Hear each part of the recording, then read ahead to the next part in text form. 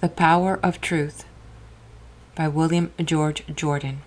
This book is in the public domain. The Power of Truth. Truth is the rock foundation of every great character. It is loyalty to the right as we see it. It is courageous living of our lives in harmony with our ideals.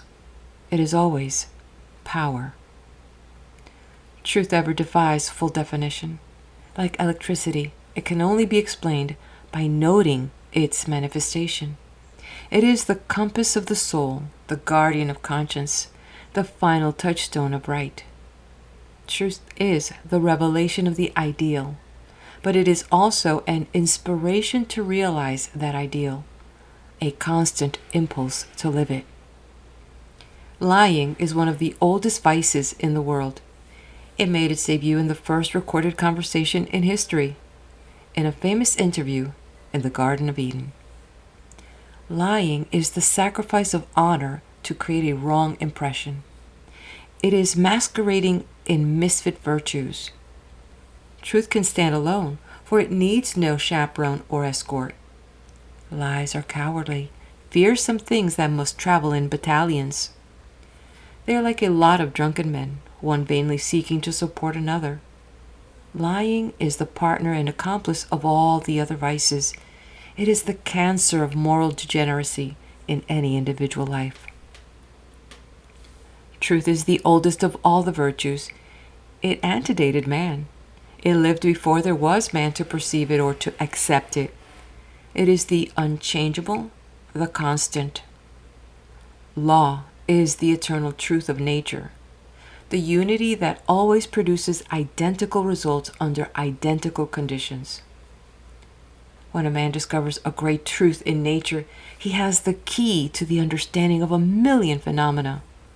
When he grasps a great truth in morals, he has in it the key to his spiritual recreation.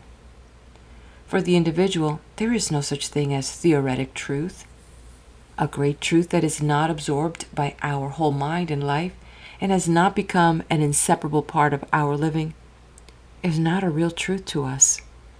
If we know the truth and do not live it, our life is a lie. In speech, the man who makes truth his watchword is careful in his words. He seeks to be accurate, neither understanding nor overcoloring. He never states as a fact that of which he is not sure. What he says has the ring of sincerity, the hallmark of pure gold. If he praises you, you accept his statement as net. You do not have to work out a problem in mental arithmetic on the side to see what discount you ought to make before you accept his judgment. His promise counts for something. You accept it as being as good as his bond. You know that no matter how much it may cost him to verify and fulfill his word by his deed, he will do it. His honesty is not policy. The man who is honest merely because it is the best policy is not really honest. He is only politic. Usually such a man would forsake his seeming loyalty to truth and would work overtime for the devil if he could get better terms. Truth means that which one troweth or believes. It is living simply and squarely by our belief. It is the externalizing of a faith in a series of actions. Truth is ever strong, courageous, virile, though kindly, gentle, calm, and restful. There is a vital difference between error and untruthfulness. A man may be in error and yet live bravely by it. He who is untruthful in his life knows the truth but denies it. The one is loyal to what he believes, the other is traitor to what he knows. What is truth? Pilate's great question, asked of Christ nearly 2,000 years ago, has echoed unanswered through the ages. We get constant revelations of parts of it, glimpse of constantly new phases, but never complete, final definition. If we but live up to the truth that we know and seek ever to know more, we have put ourselves into the spiritual attitude of receptiveness to know truth in the fullness of its power. Truth is the sun of morality, and like that lesser sun in the heavens, we can walk by its light, live in its warmth and life, even if we see but a small part of it and receive but a microscopic fraction of its rays. Which of the great religions of the world is the real, the final, the absolute truth? We must make our individual choice and live by it as we best can. Every new sect, every new cult has in it a grain of truth, at least. It is this that attracts attention and wins adherents. This mustard seed of truth is often overestimated, darkening the eyes of men to the untrue parts or phases of the varying religious faiths. But in exact proportion to the basic truth they contain, do religions last, become permanent and growing, and satisfy and inspire the hearts of men. Mushrooms of error have a quick growth, but they exhaust their vitality and die, while truth still lives. The man who makes the acquisition of wealth the goal and ultimatum of his life, seeing it as an end rather than a means to an end, is not true. Why does the world usually make wealth the criterion of success and riches the synonym of attainment? Real success in life means the individual's conquest of himself. It means how he has bettered himself, not how he has bettered his fortune.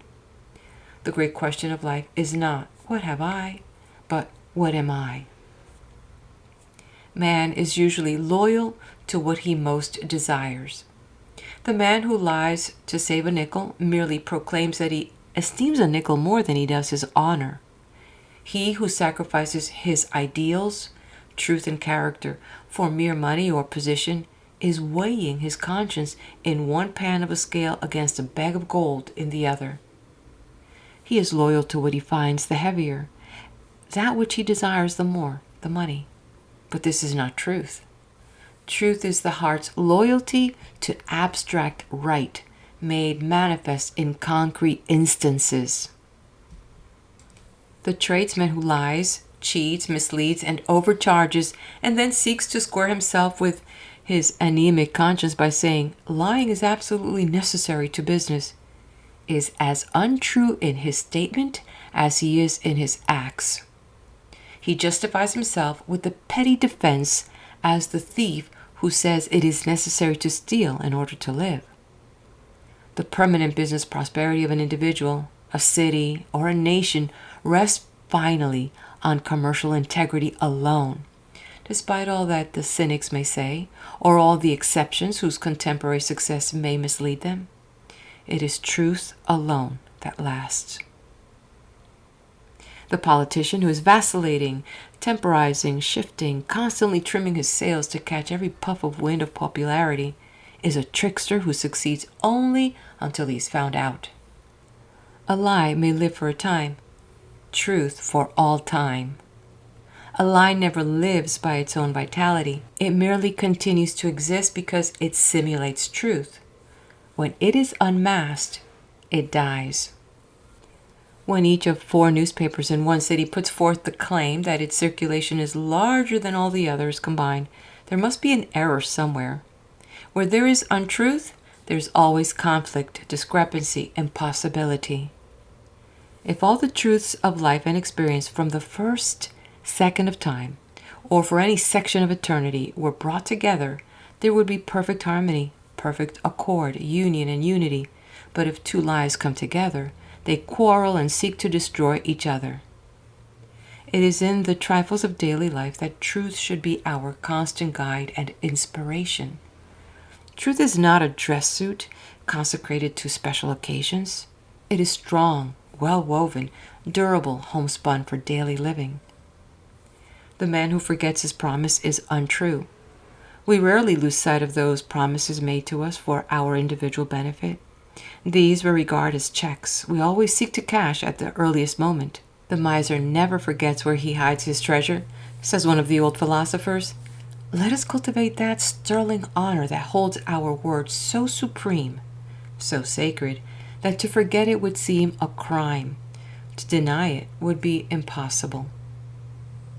The man who says pleasant things and makes promises which to him are light as air, but to someone else seem the rock upon which a life's hope is built, is cruelly untrue.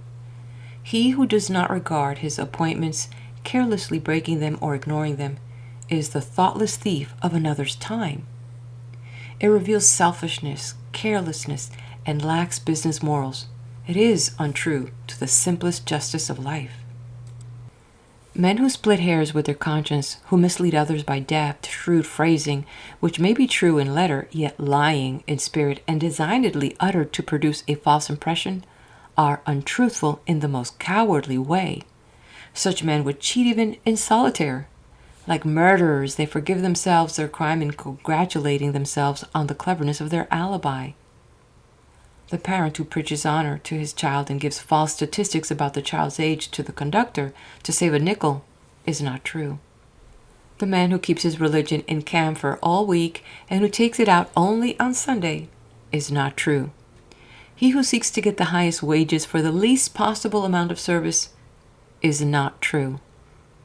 The man who has to sing lullabies to his conscience before he himself can sleep is not true. Truth is the straight line in morals. It is the shortest distance between a fact and the expression of it. The foundations of truth should ever be laid in childhood. It is then that parents should instill into the young mind the instant, automatic turning to truth, making it the constant atmosphere of the mind and life. Let the child know that truth above all things should be the motto of its life. Parents make a great mistake when they look upon a lie as a disease in morals. It is not always a disease in itself. It is but a symptom. Behind every untruth is some reason, some cause, and it is this cause that should be removed. The lie may be the result of fear, the attempt to cover a fault and to escape punishment. It may be merely the evidence of an overactive imagination. It may reveal maliciousness or obstinacy. It may be the hunger for praise that leads the child to win attention and to startle others by wonderful stories. It may be merely carelessness in speech, the reckless use of words. It may be the acquisitiveness that makes lying the handmaid of theft. But if, in the life of the child or the adult, the symptoms be made to reveal the disease, and that be then treated, truth reasserts itself and the moral health is restored. Constantly telling a child not to lie is giving life and intensely to the lie. The true method is to quicken the moral muscles from the positive side, urge the child to be honest, to be faithful, to be loyal, to be fearless to the truth. Tell him ever of the nobility of courage to speak the true, to live the right, to hold fast to principles of honor in every trifle. Then he need never fear to face any of life's crises. The parent must live truth or the child will not live it. The child will startle you with its quickness in puncturing the bubble of your pretended knowledge. It instinctively piercing the heart of a sophistry without being conscious of progress. In relentlessly enumerating your unfulfilled promises, in detecting with the justice of a court of equity the technicality of speech that is virtually a lie, he will justify his own lapses from truth by appeal to some white lie told to a visitor and unknown to be overheard by the little one, whose mental powers are ever underestimated in theory, though we may overpraise in words.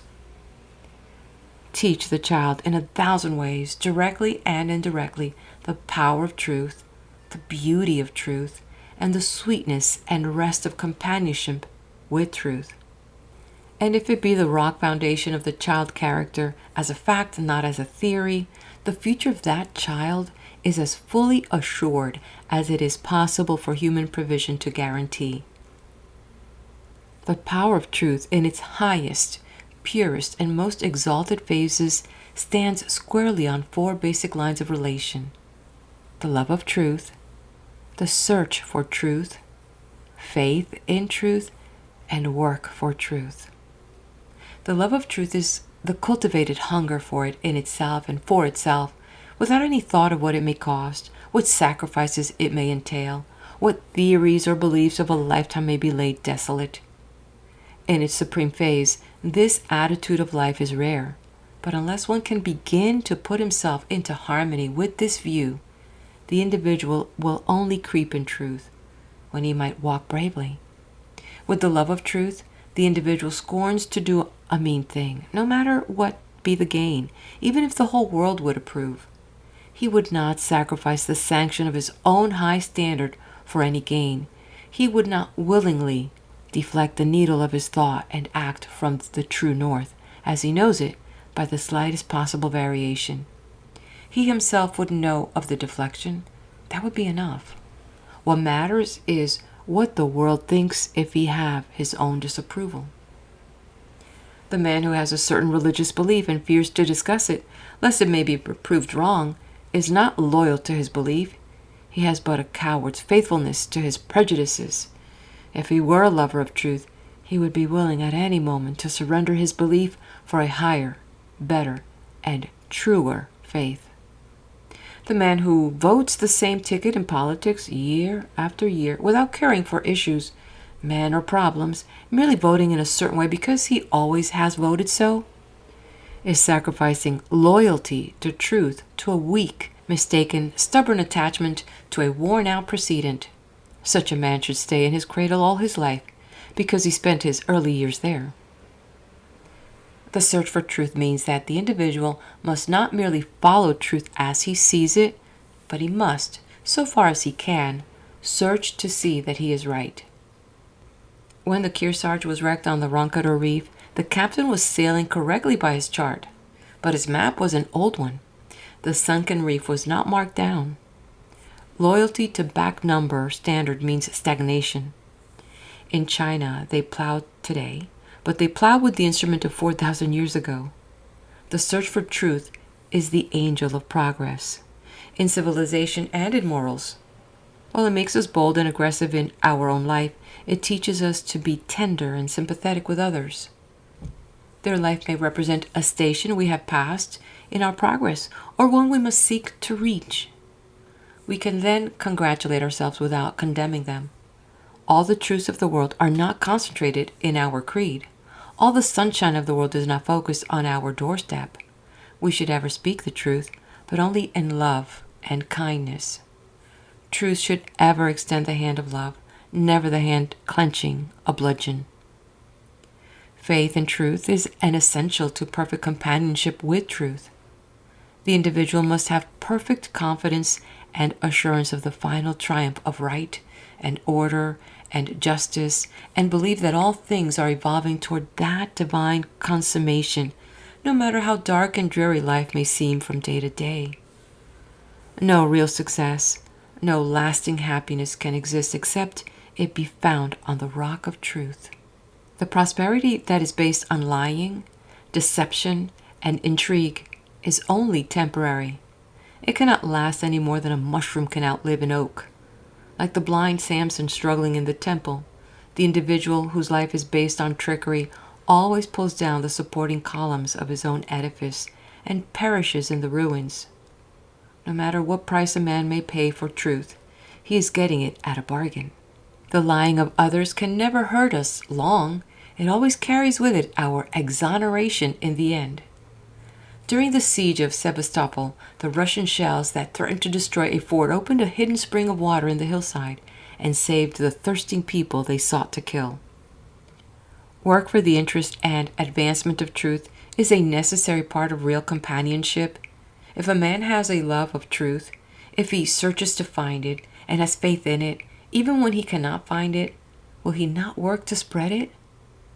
The strongest way for a man to strengthen the power of truth in the world is to live it himself in every detail of thought, word, and deed, to make himself a sun of personal radiation of truth, and to let his silent influence speak for it and his direct acts glorify it so far as he can in his sphere of life and action.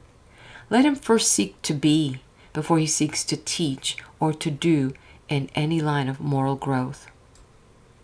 Let man realize that truth is essentially an intrinsic virtue in his relation to himself, even if there were no other human being living. It becomes extrinsic as he radiates it in his daily life.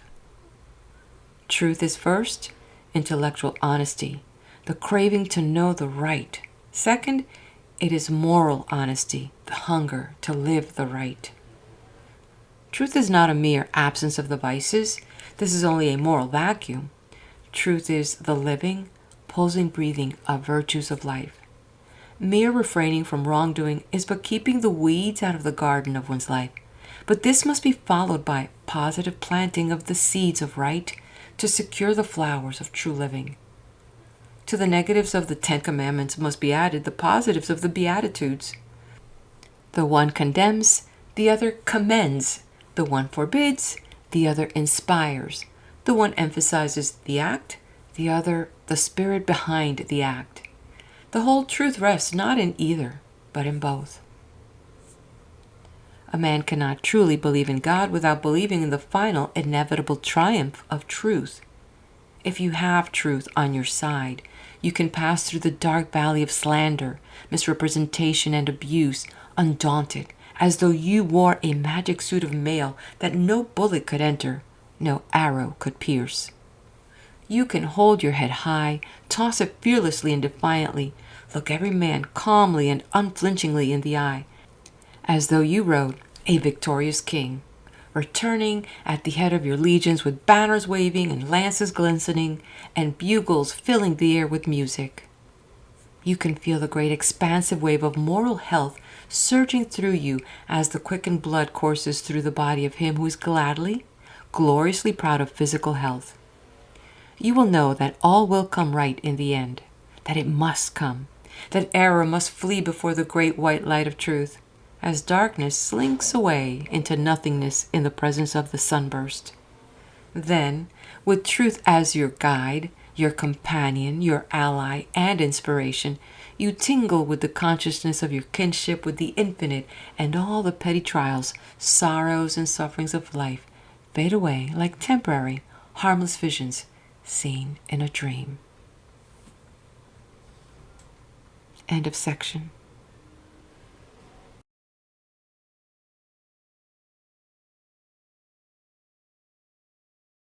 The courage to face ingratitude.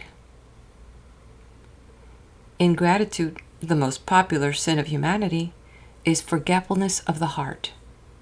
It is the revelation of the emptiness of pretended loyalty. The individual who possesses it finds it the shortest cut to all the other vices.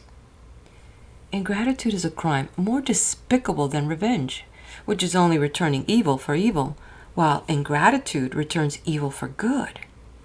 People who are ungrateful rarely forgive you if you do them a good turn. Their microscopic hearts resent the humiliation of having been helped by a superior, and this rankling feeling filtering through their petty natures often ends in hate and treachery.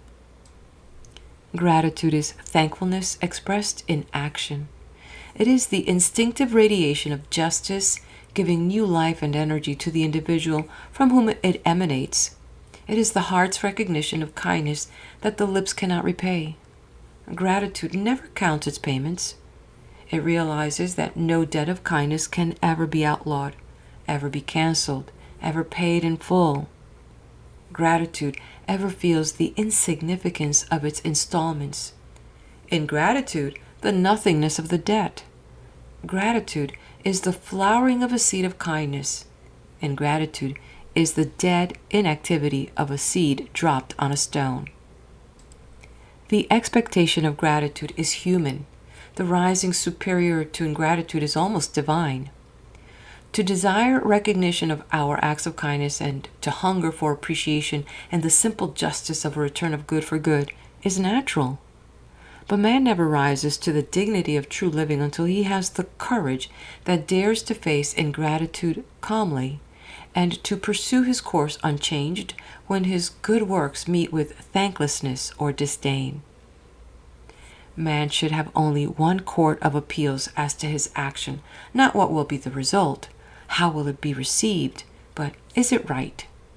Then he should live his life in harmony with his standard alone, serenely, bravely, loyally, and unfalteringly making right for right's sake, both his ideal and his inspiration. Man should not be an automatic gas machine, cleverly contrived to release a given quantity of illumination under the stimulus of a nickel. He should be like the great sun itself, which ever radiates light, warmth, life, and power, because it cannot help doing so, because these qualities fill the heart of the sun, and for it to have them means that it must give them constantly. Let the sunlight of our sympathy, tenderness, love, appreciation, influence, and kindness ever go out from us as a glow to brighten and hearten others, but not to let us ever spoil it all by going through life constantly collecting receipts as vouchers to stick on the file of our self-approval. It is hard to see those who have sat at our board in the days of our prosperity flee as from a pestilence when misfortune darkens our doorway, to see the loyalty upon which we would have staked our life, that seemed firm as a rock, crack and splinter like thin glass at the first real test. To know that the fire of friendship at which we could ever warm our hands in our hour of need has turned cold, dead, gray ashes, where warmth is but a haunting memory. To realize that he who once lived in the sanctuary of our affection, in the frank confidence where conversation seemed but our soliloquy, and to whom our aims and aspirations have been thrown upon with no Bluebeard chamber of reserve, has been secretly poisoning the waters of our reputation and undermining us by his lies and treachery, is hard indeed. But no matter how the ingratitude stings us, we should just swallow the sob, stifle the tear, smile serenely and bravely, and seek to forget. In justice to ourselves, we should not permit the ingratitude of a few to make us condemn the whole world. We would pay too much tribute to a few human insects when we let their wrongdoing paralyze our faith in humanity. It is a lie of the cynic that says all men are ungrateful, a companion lie to all men have their price. We must trust humanity if we would get good from humanity. He who thinks all mankind is vile is a pessimist who mistakes his introspection for observation. He looks into his own heart and thinks he sees the world. He is like a cross-eyed man who never sees what he seems to be looking at. Confidence and credit are the cornerstones of business, as they are of society. Withdraw them from business, and the activities and enterprises of the world would stop in an instant, topple, and fall into chaos. Withdraw confidence in humanity from the individual, and he becomes but a breathing, selfish egotist, the one good man left, working overtime and nursing his petty grudge against the world because a few whom he has favored have been ungrateful. If a man receives a counterfeit dollar, he does not straightway lose his faith in all money. At least there are no such instances on record in this country. If he has a run of 3 or 4 days of dull weather, he does not say the sun ceases to exist. There are surely no bright days to come in the whole calendar of time. If a man's breakfast is rendered an unpleasant memory by some item of food that he has outlived its usefulness, he does not forswear eating.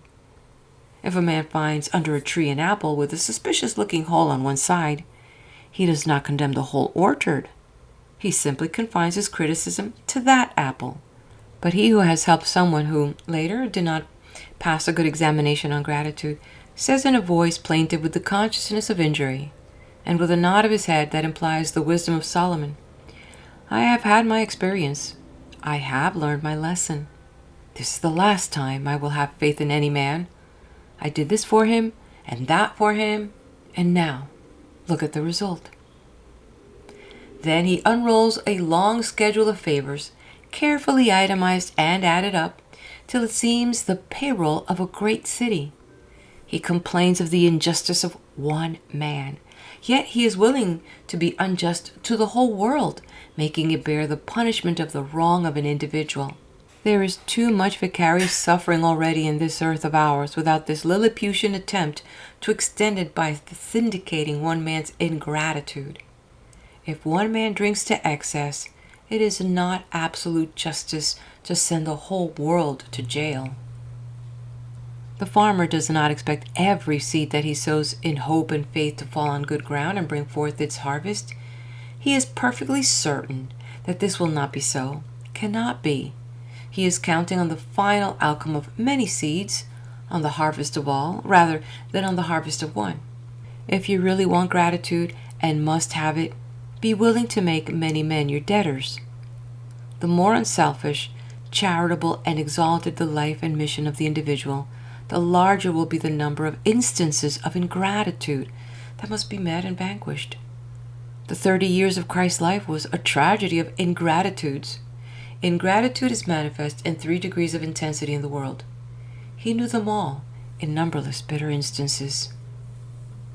The first phase, the simplest and most common, is that of thoughtless thanklessness. As was shown in the case of the 10 lepers healed in one day, 9 departed without a word. Only 1 gave thanks. The second phase of ingratitude is denial, a positive sin, not the mere negation of thanklessness. This was exemplified in Peter, whose selfish desire to stand well with 2 maids and some bystanders in the hour when he had the opportunity to be loyal to Christ, forgot his friendship, lost all thought of his indebtedness to his master, and denied him, not once or twice, but 3 times. The third phase of ingratitude is treachery, where selfishness grows vindictive, as shown by Judas, the honored treasurer of the little band of 13, whose jealousy, ingratitude, and 30 pieces of silver made possible the tragedy of Calvary. These 3, thanklessness, denial, and treachery, run the gamut of ingratitude, and the first leads to the second, and the second prepares the way for the third.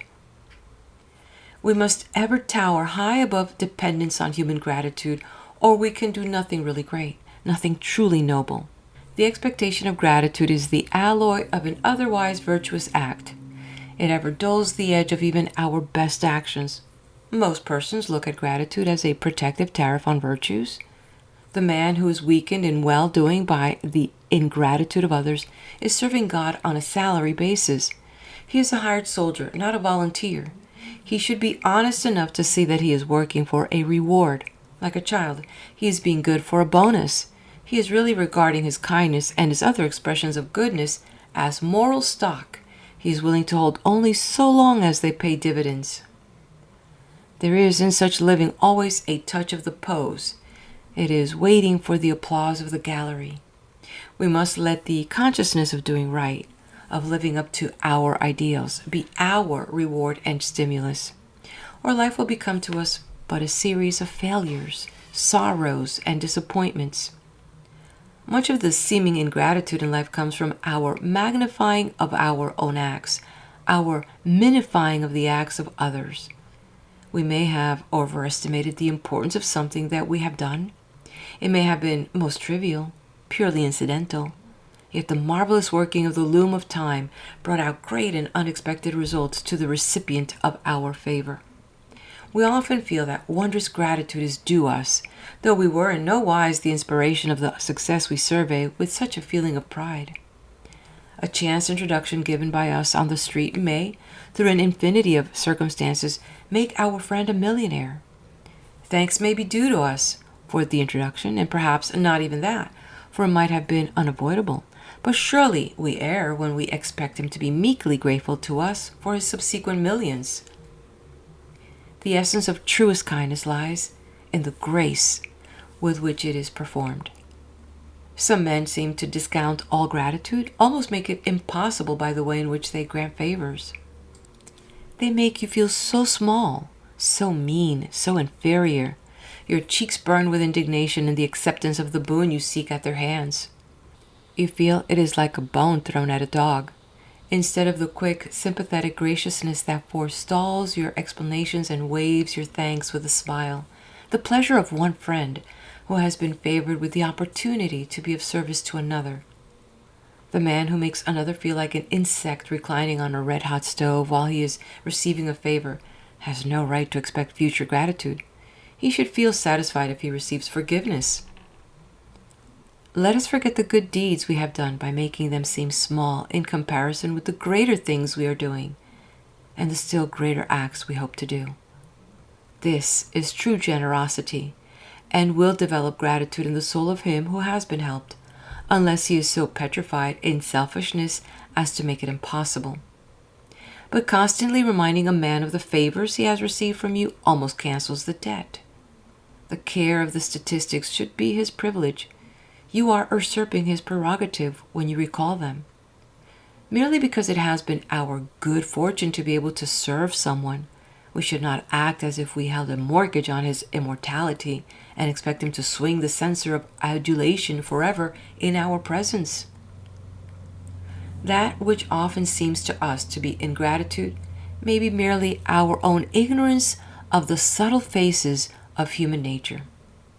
Sometimes a man's heart is so full of thankfulness that he cannot speak, and in the very intensity of his appreciation, mere words seem to him paltry, petty, and inadequate, and the depth of the eloquence of his silence is misunderstood. Sometimes the consciousness of his inability to repay develops a strange pride. Genuine gratitude, it may be, though unwise in its lack of expression, a determination to say nothing until the opportunity for which he is waiting to enable him to make his gratitude an actuality. There are countless instances in which true gratitude has all the semblance of the basest ingratitude. Certain harmless plants are made by nature to resemble poison ivy.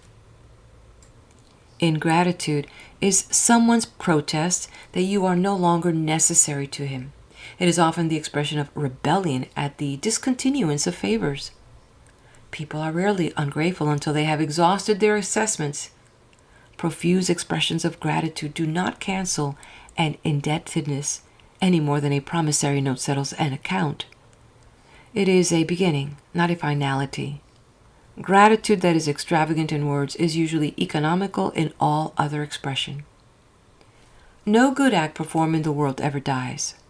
Science tells us that no atom of matter can ever be destroyed, that no force once started ever ends. It merely passes through a multiplicity of ever-changing phases. Every good deed done to others is a great force that starts an unending pulsation through time and eternity. We may not know it, we may never hear a word of gratitude or of recognition, but it will all come back to us in some form as naturally, as perfectly, as inevitably as echo answers to sound. Perhaps not as we expected, how we expected, nor where, but sometime, somehow, somewhere, it comes back, as the dove that Noah sent from the ark returned with its green leaf of revelation. Let us conceive of gratitude in its largest, most beautiful sense, that if we receive any kindness, we are debtor, not merely to one man, but to the whole world. As we are each day indebted to thousands for the comforts, joys, consolations, and blessings of life, let us realize that it is only by kindness to all that we can begin to repay the debt to one. Begin to make gratitude the atmosphere of all our living and constant expression in outward acts, rather than in mere thoughts. Let us see the awful cowardice and the injustice of ingratitude, not to take it too seriously in others, not to condemn it too severely, but merely to banish it forever from our own lives, and to make every hour of our living the radiation of the sweetness of gratitude. End of section. People who live in air castles. Living in an air castle is about as profitable as owning a half interest in a rainbow. It is no more nourishing than a dinner of 12 courses eaten in a dream. Air castles are built of golden monuments of time, and their only value is in the raw material thus rendered valueless. The atmosphere of air castle is heavy and stupefying with the incense of vague hopes and phantom ideals. In them, man lulls himself into dreaming and activity with the songs of the mighty deeds he is going to do, the great influence he someday will have, the vast wealth that will be his sometime, somehow, somewhere, in the rosy sunlit days of the future. The architectural error about air castles is that the owner builds them downward from their gilded turrets in the clouds, instead of upward from a solid, firm foundation of purpose and energy. This diet of mental lotus leaves is a mental narcotic, not a stimulant. Ambition, when wedded to tireless energy, is a great thing and a good thing, but in itself it amounts to little. Man cannot raise himself to higher things by what he would like to accomplish, but only by what he endeavors to accomplish. To be of value, ambition must ever be made manifest in zeal, in determination, in energy consecrated to an ideal. If it be thus reinforced, thus combined, the thin airy castle melts into nothingness, and the individual stands on a new strong foundation of solid rock, whereon day by day and stone by stone he can rear a mighty material structure of life work to last through time and eternity. The air castle ever represents the work of an architect without a builder. It means plans never put into execution. They tell us that man is the architect of his own fortunes, but if he be merely architect, he will make only an air castle of his life. He should be architect and builder too. Living in the future is living in an air castle. Tomorrow is the grave where the dreams of the dreamer, the toiler who toils not, are buried. The man who says he will lead a newer and better life tomorrow, who promises great things for the future and yet does nothing in the present to make that future possible, is living in an air castle. In his arrogance, he is attempting to perform a miracle. He is seeking to turn water into wine, to have harvest without seed time, to have an end without a beginning. If we would make our lives worthy of us, grand and noble, solid and impregnable, we must forsake air castles of dreaming for strongholds of doing. Every man with an ideal has a right to live in the glow and inspiration of it, and to picture the joy of attainment as the tired traveler fills his mind with the thought of the brightness of home, to quicken his steps and to make the weary miles seem shorter. But the worker should never really worry about the future. Think little of it except for inspiration, to determine his course, as mariners study the stars, to make his plans wisely, and to prepare for that future by making each separate day the best and truest that he can. Let us live up to the fullness of our possibilities each day. Man has only one day of life, today. He did live yesterday. He may live tomorrow, but he has only today. The secret of true living, mental, physical, and moral, material, and spiritual, may be expressed in 5 words. Live up to your portion. This is the magic formula that transforms air castles into fortresses. Men sometimes grow mellow and generous in the thought of what they would do if great wealth came to them. If I were a millionaire, they say, and they let the phrase melt sweetly in their mouths as though it were a caramel. I would subsidize genius. I would found a college. I would build a great hospital. I would erect model tenements. I would show the world what real charity is. Oh, it is all so easy, so easy. This vicarious benevolence, this spending of other people's fortunes.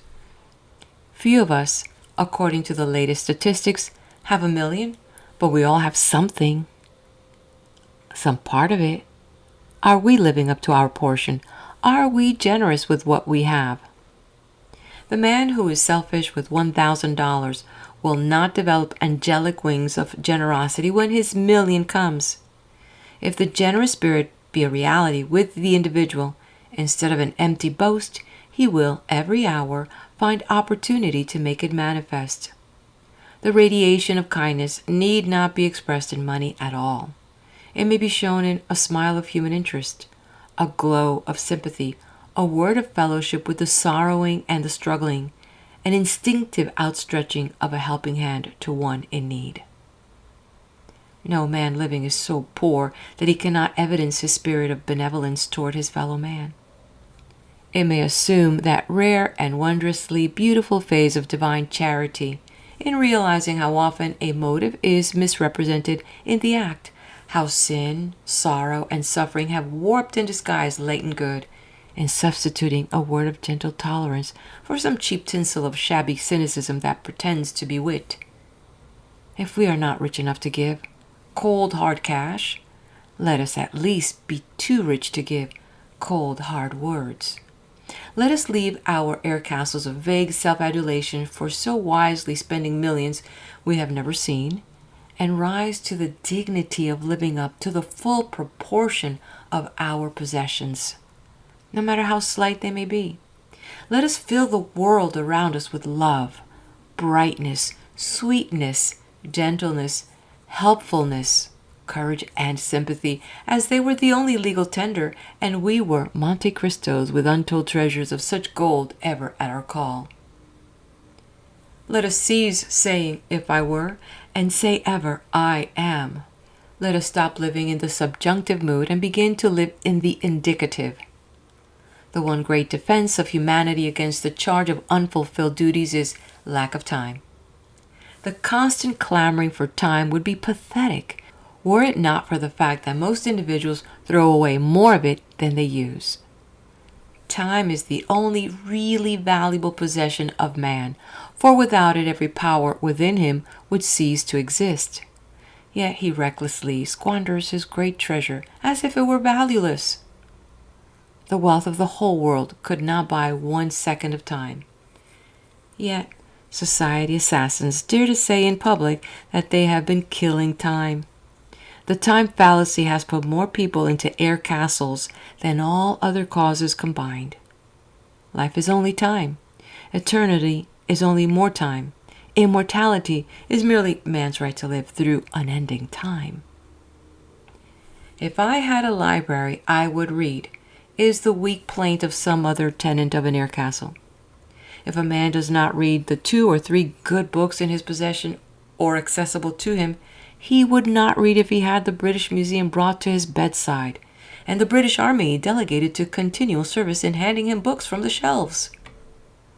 The time sacrificed to reading sensational newspapers might be consecrated to good reading, if the individual were willing merely to live up to his portion of opportunity.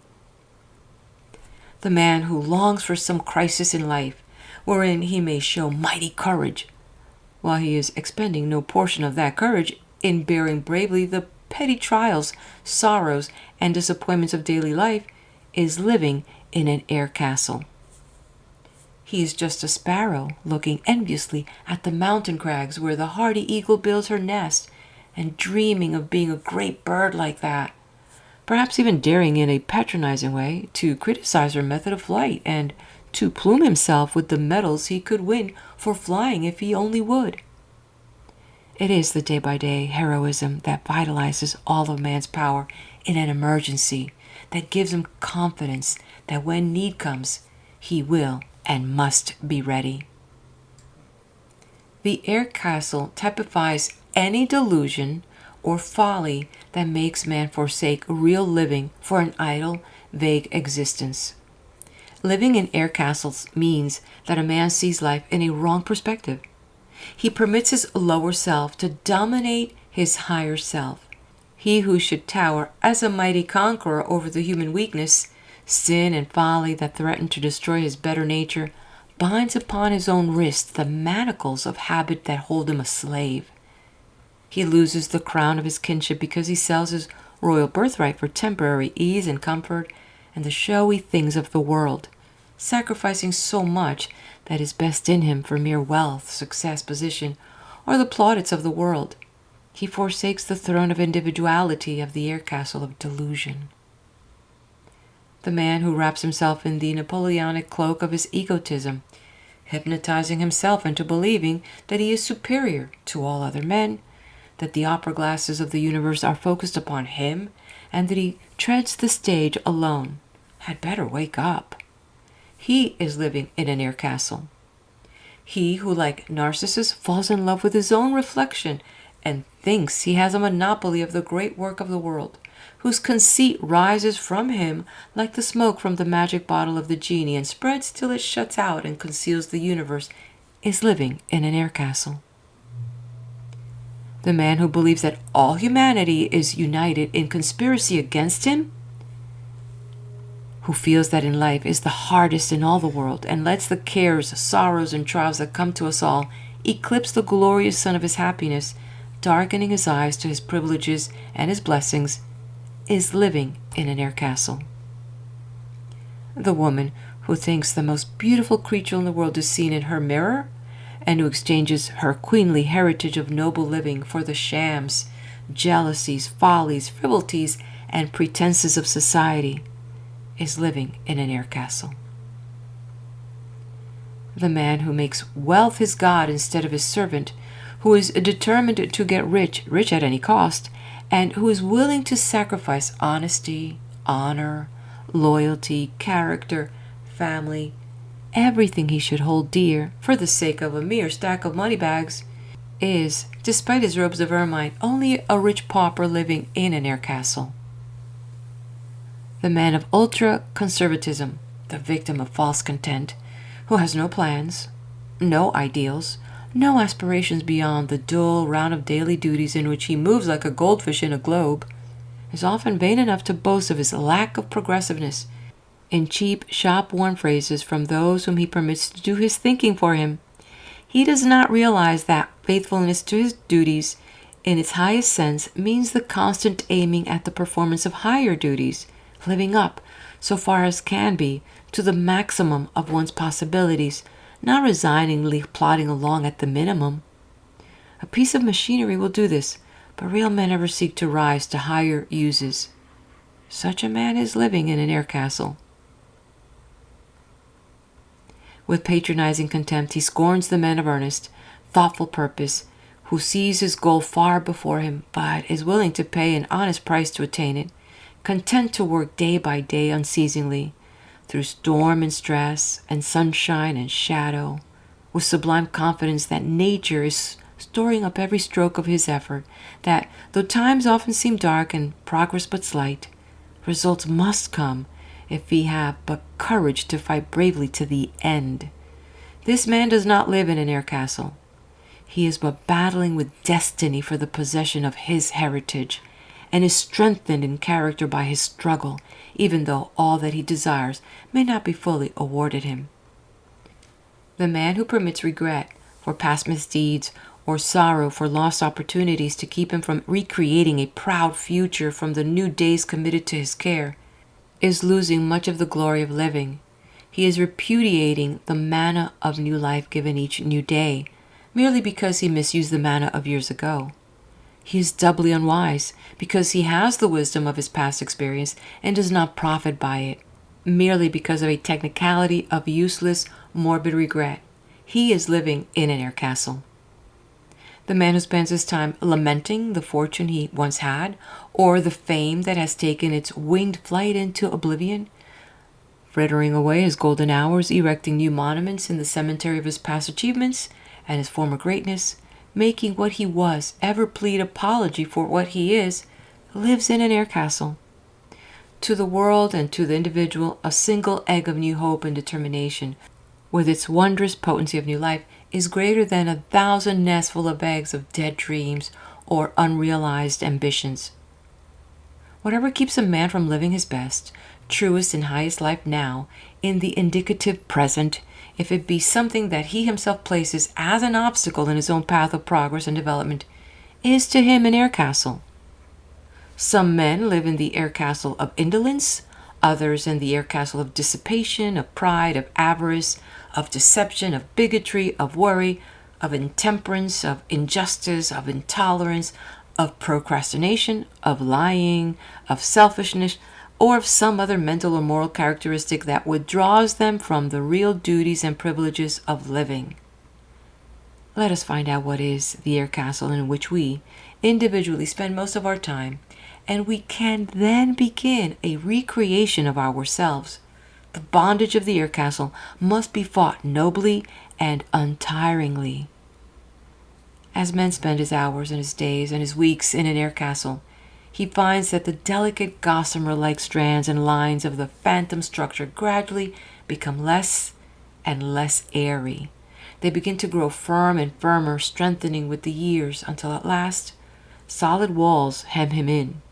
Then he is startled by the awful realization that habit and habituency have transformed his air castle into a prison from which escape is difficult. And then he learns that the most deceptive and dangerous of all things is the air castle. End of section.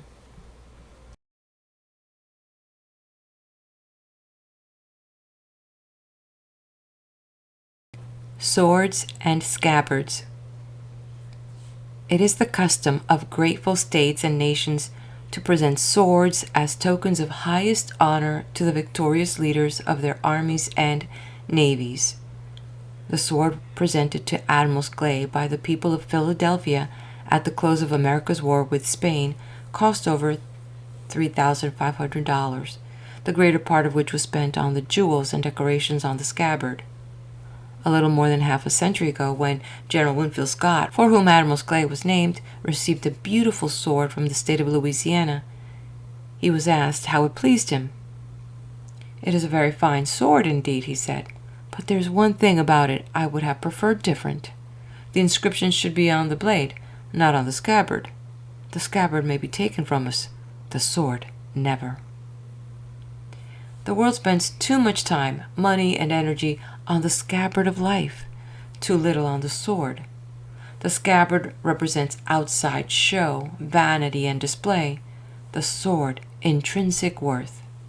The scabbard is ever the semblance, the sword the reality. The scabbard is the temporal, the sword is the eternal. The scabbard is the body, the sword is the soul. The scabbard typifies the material side of life, the sword, the true, the spiritual, the ideal. The man who does not dare follow his own convictions, but who lives in terror of what society will say, falling prostrate before the golden calf of public opinion, is living an empty life of mere show. He is sacrificing his individuality, his divine right to live his life in harmony with his own high ideals, to a cowardly, toadying fear of the world. He is not a voice with the strong note of individual purpose. He is but the thin echo of the voice of thousands. He is not brightening, sharpening, and using the sword of his life in true warfare. He is lazily ornamenting a useless scabbard with the hieroglyphs of his folly. The man who lives beyond his means, who mortgages his future for his present, who is generous before he is just, who is sacrificing everything to keep up with the procession of his superiors, is really losing much of life. He, too, is decorating the scabbard and letting the sword rust in its sheath. Life is not a competition with others. In its truest sense, it is rivalry with ourselves. We should each day seek to break the record of our yesterday. We should seek each day to live stronger, better, truer lives. Each day to master some weakness of yesterday. Each day to repair past follies. Each day to surpass ourselves. And this is but progress. And individual conscious progress, progress unending and unlimited, is the one great thing that differentiates man from all the other animals. Then we will care naught for the pretty, useless decorations of society's approval on the scabbard. For us it will be enough to know that the blade of our purpose is kept ever keen and sharp for the defense of right and truth, never to wrong the rights of others, but ever to right the wrongs of ourselves and those around us. Reputation is what the world thinks a man is. Character is what he really is. Anyone can play shuttlecock with a man's reputation. His character is his alone. No one can injure his character but he himself. Character is the sword. Reputation is the scabbard. Many men acquire insomnia in standing guard over their reputation, while their character gives them no concern. Often they make a new dent in their character in their attempt to cut a deep, deceptive filigree on the scabbard of their reputation. Reputation is the shell a man discards when he leaves life for immortality. His character he takes with him. The woman who spends thousands in charitable donations and is hard and uncharitable in her judgments, sentimentally sympathetic, with human sin and weakness in the abstract, while she arrogates to herself omniscience in her harsh condemnation of individual lapses, is charitable only on the outside. She's letting her tongue undo the good work of her hand. She's too enthusiastic in decorating the scabbard of publicity to think of the sword of real love, of humanity. He who carries avarice to the point of becoming a miser, hoarding gold that is made useless to him because it does not fulfill its one function, circulation, and regarding the necessities of life as luxuries, is one of nature's jests. That would be humorous were it not so serious. He is the most difficult animal to classify in the whole natural history of humanity. He has so many of the virtues. He is a striking example of ambition, economy, frugality, persistence, willpower, self-denial, loyalty to purpose, and generosity to his heirs. These noble qualities he spoils in the application. His specialty is the scabbard of life. He spends his days in making a solid gold scabbard for the tin sword of a wasted existence. The shoddy airs and ostentations, extravagance and prodigality of some who have suddenly become rich is gold-plating the scabbard without improving the blade. The superficial veneer of a refinement really accentuates the native vulgarity. The more you polish woodwork, the more you reveal the grain. Some of the sudden legatees of fortune have the wisdom to acquire the reality of refinement through careful training. This is the true method of putting the sword itself in order instead of begemming the scabbard. The girl who marries merely for money or for a title is a feminine XOXO of the beginning of the century. She is selling her birthright of love for the pottage of an empty name, forfeiting the possibility of a life of love, all that true womanhood should hold most dear, for a mere bag of gold or a crown. She is decorating the scabbard with a crest and heraldic designs, and with ornaments of pure gold set with jewels. She feels that this will be enough for life, and that she does not need love, real love, that has made this world a paradise, despite all the other people present. She does not realize that there is but one real person, but one justification for marriage, and that is love. All the other motives are not reasons. They are only excuses. The phrase, marrying a man for his money, as the world bluntly puts it, is incorrect. The woman merely marries the money and takes the man as an encumbrance or mortgage on the property. The man who procrastinates, filling his ears with the lovely song of tomorrow, is following the easiest and most restful method of shortening the possibilities of life. Procrastination is stifling action by delay. It is killing decision by inactivity. It is drifting on the river of time, instead of rowing bravely toward a desired harbor. It is watching the sands in the hourglass run down before beginning any new work, then reversing the glass and repeating the observation. The folly of man in thus delaying is apparent, when any second his life may stop, and the sands that single hour may run their course, and he will not be there to see. Delay is the narcotic that paralyzes energy. When Alexander was asked how he conquered the world, he said, by not delaying. Let us not put off till tomorrow the duty of today. That which our mind tells us should be done today, our mind and body should execute. Today is the sword we should hold and use. Tomorrow is but the scabbard from which each new today is withdrawn. The man who wears an oppressive, pompous air of dignity because he has accomplished some little work of importance, because he is vested with a brief mantle of authority, loses sight of the true perspective of life. He is destitute of humor. He takes himself seriously. It is $1,000 scabbard on a $2 sword.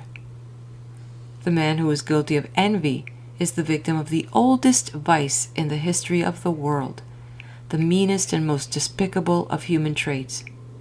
It began in the Garden of Eden, when Satan envied Adam and Eve. It caused the downfall of man and the first murder, Cain's unbrotherly act to Abel. Envy is a paradox vice. It cannot suffer bravely the prosperity of another. It has mental dyspepsia because someone else is feasting. It makes its owner's clothes turn into rags at sight of another's velvet. Envy is the malicious contemplation of the beauty, honors, success, happiness, or triumph of another. It is the mud that inferiority throws at success. Envy is the gangrene of unsatisfied ambition. It eats away purpose and kills energy. It is egotism gone to seed. It always finds the secret of its non-success in something outside itself. Envy is the scabbard, but emulation is the sword. Emulation regards the success of another as an object lesson. It seeks in the triumph of another the why, the reason, the inspiration of method. It seeks to attain the same heights by the path it thus discovers, not to hurl down from his eminence him who points out the way of attainment. Let us keep the sword of emulation ever brightened and sharpened in the battle of honest effort, not idly dulling and rusting in the scabbard of envy. The supreme folly of the world, the saddest depths to which the human mind can sink, is atheism. He surely is to be pitied who permits the illogical philosophy of petty infidels or his misinterpretations of the revelations of science to cheat him of his God. He pins his faith to some ingenious sophistry in the reasoning of those whose books he has read to sum up for him the whole problem, and in hopeless egotism shuts his eyes to the million proofs in nature and life because the full plans of omnipotence are not made clear to him. On the technicality of his failure to understand some one point, perhaps it is why sin, sorrow, suffering, and injustice exist in the world. He declares he will not believe. He might as well believe in the sky above him because he cannot see it at all. Discredit the air he breathes because it is invisible. Doubt the reality of the ocean because his feeble vision can take it but a few miles of the great sea. Deny even life itself because he cannot see it, and no anatomist has found the subtle essence to hold it up to view on the end of his scalpel. He dares to disbelieve in God despite his countless manifestations, because he is not taken into the full confidence of the Creator and permitted to look over and check off the ground plans of the universe. He sheaths the sword of belief in the dingy scabbard of infidelity. He does not see the proof of God in the daily miracle of the rising and setting of the sun, in the seasons, in the birds, in the flowers, in the countless stars moving in their majestic regularity at the command of eternal law, in the presence of love, justice, truth in the hearts of men, in that supreme confidence that is inborn in humanity, making even the lowest savage worship the infinite in some form. It is the petty vanity of cheap reasoning that makes man permit the misfit scabbard of infidelity to hide from him the glory of the sword of belief. The philosophy of swords and scabbards is as true of nations as of individuals. When France committed the great crime of the 19th century by condemning Dreyfus to infamy and isolation, deafening her ears to the cries of justice, and seeking to cover her shame with greater shame, she sheathed the sword of a nation's honor in the scabbard of a nation's crime. The breaking of the sword of Dreyfus when he was cruelly degraded before the army typified the degradation of the French nation in breaking the sword of justice and preserving carefully the empty scabbard with its ironic inscription, Vive la justice. The scabbard is ever useless in the hour of emergency. Then it is upon the sword itself that we must rely. Then the worthlessness of a show, sham, pretense, gilded weakness is revealed to us. Then the trivialities of life are seen in their true form. The nothingness of everything but the real, the tried, the true, is made illuminant in an instant. Then we know whether our living has been one of true preparation, of keeping the sword clean, pure, sharp, and ready, or one of mere idle meaningless, day-by-day markings of folly, and the empty scabbard of a wasted life. End of section.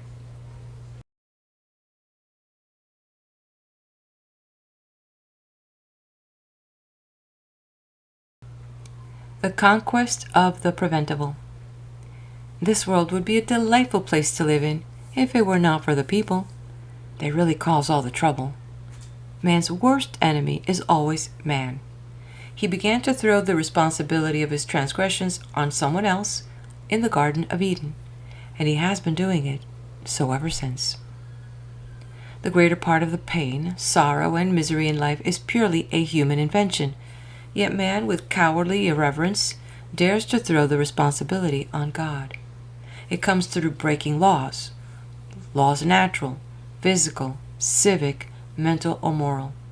These are laws which man knows, but he disregards. He takes chances. He thinks he can dodge results in some way. But nature says, he who breaks, pays. There are no dead-letter laws on the divine statute books of life. When a man permits a torchlight procession to parade through a powder magazine, it is not courteous for him to refer to the subsequent explosion as one of the mysterious workings of Providence. 9/10 of the world's sorrow, misfortune, and unhappiness is preventable. The daily newspapers are the great chroniclers of the dominance of the unnecessary. Paragraph after paragraph, column after column, and page after page of the dark story, accidents, disasters, crime, scandal, human weaknesses, and sin might be checked off with the word preventable.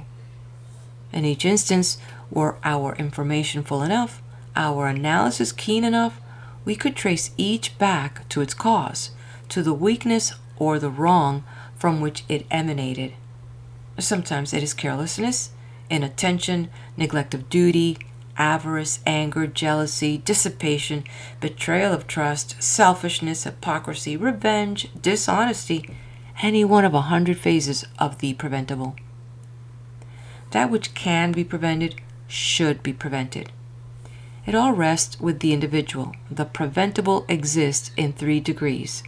First, that which is due to the individual solely and directly. Second, that which he suffers through the wrongdoing of those around him, other individuals. Third, those instances wherein he is the unnecessary victim of the wrongs of society, the innocent legatee of the folly of humanity, and society is but the massing of thousands of individuals with the heritage of manners, customs, and laws they have received from the past. We sometimes feel heartsick and weary in facing failure, when the fortune that seemed almost in our fingers slips away because of the envy, malice, or treachery of someone else. We bow under the weight of a sorrow that makes all life grow dark and the star of hope fade from our vision. Or we meet some unnecessary misfortune with a dumb, helpless despair. It is all wrong, we say. It is cruel, it is unjust. Why is it permitted? And in the very intensity of our feeling, we have unconsciously repeat the words over and over again in monotonous iteration, as if in some way the very repetition might bring relief, might somehow soothe us. Yet, in most instances, it could be prevented. No suffering is caused in the world by right. Whatever sorrow there is that is preventable comes from inharmony or wrong of some kind. In the divine economy of the universe, most of the evil, pain, and suffering are unnecessary. Even when overruled for good, and perhaps, if our knowledge were perfect, it would be seen that none is necessary, that all is preventable. The fault is mine, or yours, or the fault of the world. It is always individual. The world itself is but the cohesive, united force of the thoughts, words, and deeds of millions who have lived or who are living like you and me. By individuals has the great wrong that causes our preventable sorrow been built up. By individuals must it be weakened and transformed to right. And in this, too, it is to a great degree our fault. We care so little about rousing public sentiment, of lashing it into activity unless it concerns us individually. The old Greek fable of Atlas, the African king who supported the world on his shoulders, has a modern application. The individual is the atlas upon the fate of the world rests today.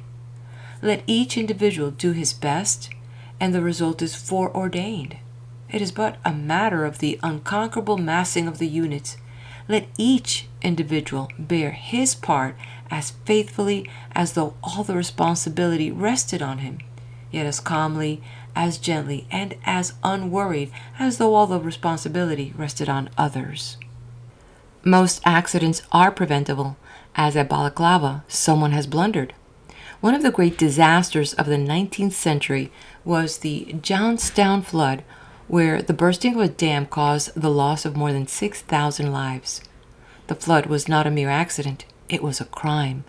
A leaking dam, for more than a year known to be unsafe, known to be unable to withstand any increased pressure, stood at the head of the valley. Below it lay a chain of village containing over 45,000 persons in the direct line of the flood. When the heavy rains came, the weakened dam gave away. Had there been one individual, one member of the South Fork Fishing Club brave enough to have done merely his duty, one member with the courage to so move his fellows and to stir up public action to make the barrier safe, over 6,000 murders could have been prevented.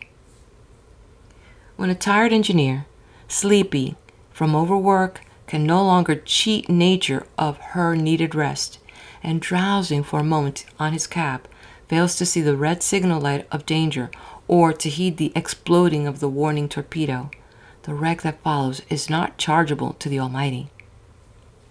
It is but an unlawful memorial of a railroad corporation's struggle to save $2. 1 ounce of prevention is worth 6 pounds of coroner's inquest. It is a crime to balance the safety and sacredness of human life in the scales with the petty saving that comes from transforming a man into a mechanism and forgetting he has either a soul or a body. True, just and wise labor laws are part of society's weapon for fighting the preventable.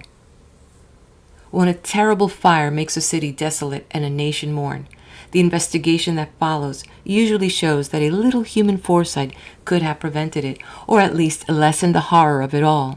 If chemicals or dynamite are stored in any building in excess of what wise legislation declares as safe, someone has been cruelly careless. Perhaps it is some inspector who has been disloyal to his trust by permitting bribes to chloroform his sense of duty. If the lack of fire escapes adds its quota to the list of deaths, or if the avarice of the owner has made his building a fire trap, public feeling becomes intense. The newspapers are justly loud in their protests and in demands that the guilty ones be punished. If the laws already on the statute books do not cover the situation, we hear from day to day new laws will be framed to make a repetition of the tragedy impossible. We are promised all kinds of reforms. The air seems filled with a spirit of regeneration. The mercury of public indignation rises to the point where fever heat seems a mild, inadequate term.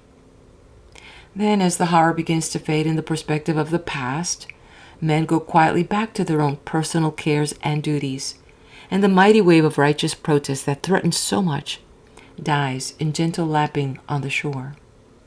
What has been all man's concern seems soon to concern no one. The tremendous energy of the authorities seems like the gesture of a drunken man that starts from his shoulder with a force that would almost fell an ox, but when it reaches the hand, it has expended itself, and the hand drops listlessly in the air with hardly power enough to disturb the serenity of a butterfly. There's always a little progress, a slight advance, and it is only the constant accumulation of these steps that is giving to the world greater dominion over the preventable. Constant vigilance is the price of the conquest of the preventable. We have no right to admit any wrong or evil in the world as necessary until we have exhausted every precaution that human wisdom can suggest to prevent it. When a man with a pistol in his right hand, clumsily covered with a suspicious-looking handkerchief, moved along in a line of people and presenting his left hand to President McKinley, pressed his weapon to the breast of the chief executive of the American people. Someone of the Secret Servicemen, paid by the nation to guard their ruler, should have watched so zealously that the tragedy would have been impossible. 2 presidents had already been sacrificed, but 20 years of immunity had brought a dreamy sense of security that lessened the vigilance. We should emulate the example of the insurance companies who decline certain risks that are extra hazardous. Poverty has no necessary place in life. It is a disease that results from the weakness, sin, and selfishness of humanity. Nature is boundless in her generosity. The world produces sufficient to give food, clothing, and comfort to every individual.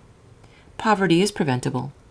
Poverty may result from the shiftlessness, idleness, intemperance, improvidence, lack of purpose, or evil doing of the individual himself. If the causes do not exist in the individual, they may be found in the second class, in the wrongdoing of those around him, in the oppression of labor by capital, in the grinding process by which corporations seek to crush the individual. The individual may be the victim of any of 1,000 phases of the wrong of others. The poverty caused by the third class, the weakness and injustice of human laws and human institutions, is also preventable.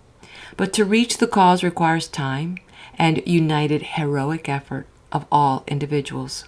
In the battle against poverty, those writers who seek to inflame the poor against the rich, to foment discontent between labor and capital, do grievous wrong to both. What the world needs is to have the two brought closer together in the bonds of human brotherhood. The poor should learn more of the cares, responsibilities, unrecorded charities, and absorbing worries of the rich. The rich should learn more intimately the sorrows, privations, struggles, and despair of poverty. The world is learning the great truth, that the best way to prevent crime is to study the sociologic conditions in which it flourishes, to seek to give each man a better chance of living his real life by removing, if possible, the element that make wrong easy and to him almost necessary, and by inspiring him to fight life's battle bravely with all the help others can give him. Science is cooperating with religion in striving to conquer the evil at the root instead of the evil manifest as crime in the fruit of the branches. It is so much wiser to prevent than to cure. To keep someone from being burned is so much better than inventing new poultices for unnecessary hurts. It is ever the little things that make up the sum of human misery. All the wild animals of the world combined do but trifling damage when compared with the ravages of insect pests. The crimes of humanity, the sins that make us start back affrighted, do not cause as much sorrow and unhappiness in life as the multitude of little sins of omission and commission that the individual and millions like him must meet every day. They are not the evil deeds that the law can reach or punish. They are but the infinity of petty wrongs for which man can never be tried until he stands with bowed head before the bar of justice of his own conscience. The bitter words of anger and reproach that rise so easily to our lips and give us a moment's fleeting satisfaction in thus venting our feelings may change the current of the whole life of someone near to us. The thoughtless speech revealing our lack of tact and sympathy cannot be recalled and made nothing by the plea, "I didn't think." To sensitive souls, this is no justifications. They feel that our hearts should be so filled with the instinct of love that our lips would need no tutor or guardian. Our unfulfilled duty may bring unhappiness and misery to hundreds.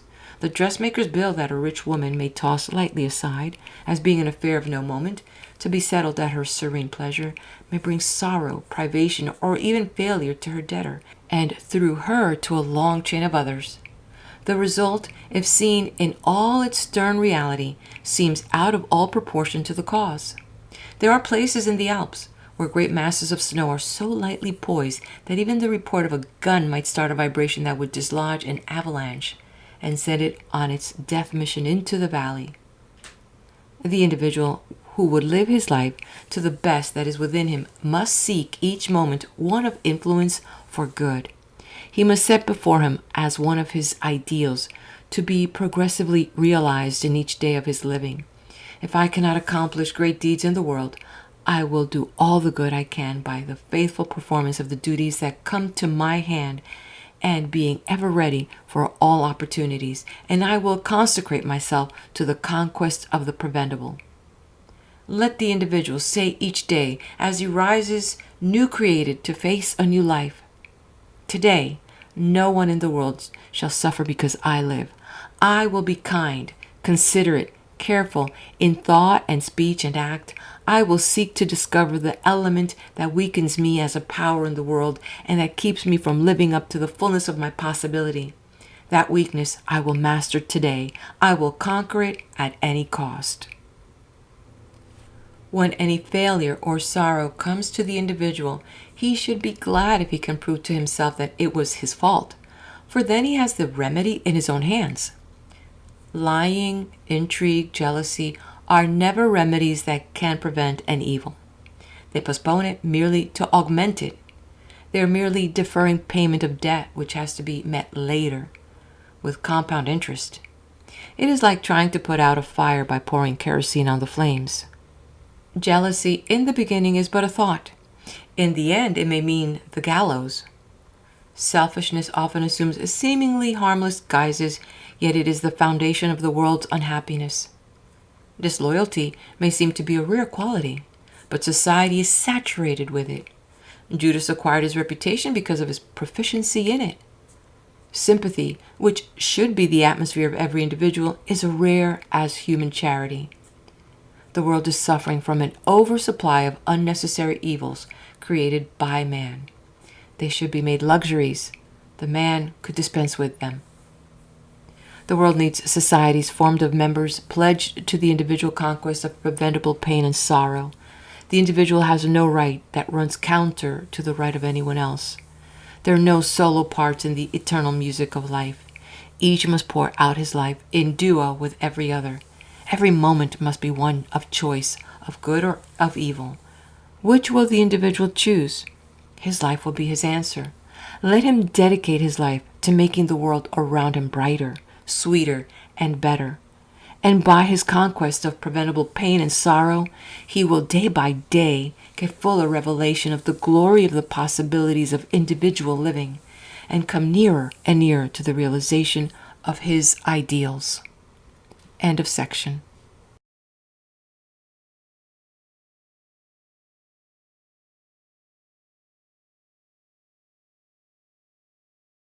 The Companionship of Tolerance.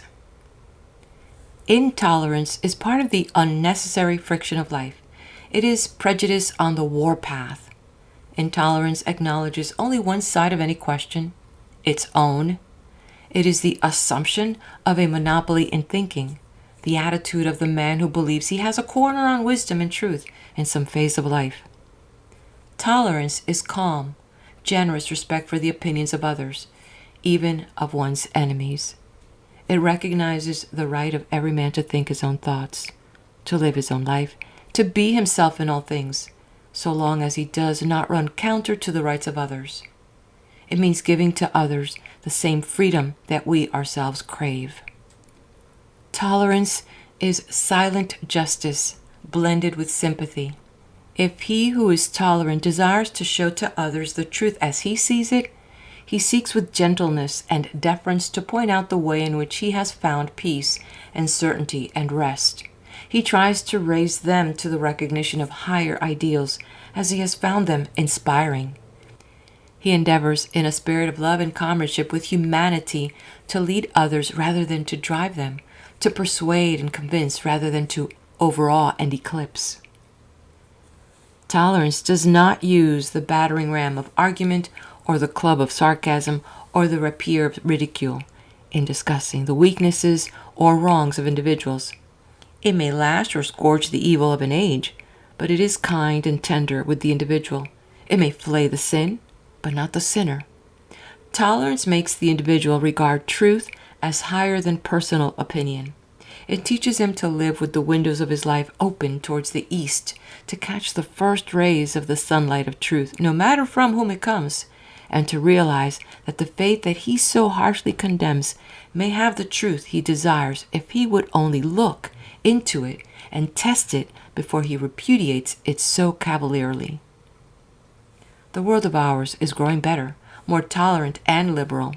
The days when difference in political opinions was solved and cursed by the axe and the block, when a man's courage to stand by his religion meant facing the horrors of the Inquisition or the cruelty of the stake, when daring to think their own thoughts on questions of science brought noble men to a pallet of straw and a dungeon cell, these days have happily passed away. Intolerance and its twin brother, ignorance, weaken and die when the pure white light of wisdom is thrown upon them. Knowledge is the Darth knell of intolerance. Not mere book learning, nor education in schools or colleges, nor accumulation of mere statistics, nor shreds of information, but the large sympathetic study of the lives, manners, customs, aims, thoughts, struggles, progress, motives, and ideals of other ages, other nations, other individuals. Tolerance unites men in the closer bonds of human brotherhood, brings them together in unity and sympathy in essentials, and gives them greater liberality and freedom in non-essentials. Napoleon, when first consul, said, "Let there be no Jacobins, nor moderates, nor royalists. Let all be Frenchmen." Sectionalism and sectarianism always mean concentration on the body of a part at the expense of the soul of the whole. The religious world today needs more Christ and less sect in its gospel. When Christ lived on earth, Christianity was a unit. When he died, sects began. There are in America today hundreds of small towns, scattered over the face of the land, that are oversupplied with churches. In many of these towns, just emerging from the short dresses of villagehood, there are a dozen or more weak churches struggling to keep their organization alive. Between these churches, there's often only a slight difference in creed, the tissue paper wall of some technicality or belief. Half-starved, dragging out a mere existence, trying to fight a large mortgage with a small congregation and a small contribution box. There is little spiritual fervor. By combination, by cooperation, by tolerance, by the mutual surrender of non-essentials, and a strong, vital concentration and unity on the great fundamental realities of Christianity, their spiritual health and possibilities could be marvelously increased. 3 or 4 steady, live, growing churches would then take the place of a dozen strugglers. Why have a dozen weak bridges across a stream, if greater good can come from 3 or 4 stronger ones, or even a single strongest bridge? The world needs a great religious trust, which will unite the churches into a single body of faith, to proceed and prepare the way for the greater religious trust predicted in Holy Writ, the millennium. We can ever be loyal to our own belief, faithful to our own cause, without condemning those who give their fidelity in accord with their own conscience or desires. The great reformers of the world, men who are honestly and earnestly seeking to solve the great social problems and to provide means for meeting human sin and wrong, agreeing perfectly in their estimate of the gravity and awfulness of the situation, often propose diametrically opposite methods. They are regarding the subject from different points of view, and it would be intolerance for us, who are looking on, to condemn the men on either side merely because we cannot accept their verdict as our own. On the great national questions brought before statesmen for their decision, men equally able, equally sincere, just, and unselfish differ in their remedies. One, as a surgeon, suggests cutting away the offending matter, the use of the knife. These typify the sword or war. Another, as a doctor, urges medicine that will absorb and cure. This is the prescription of the diplomat. The third suggests waiting for developments, leaving the case with time and nature. This is the conservative. But all 3 classes agree as to the evil and the need of meeting it. The conflict of authorities on every great question to be settled by human judgment should make us tolerant of the opinion of others, that we may be as confident of the rightness of the judgment we have formed as if it were foreordained from the day of the creation.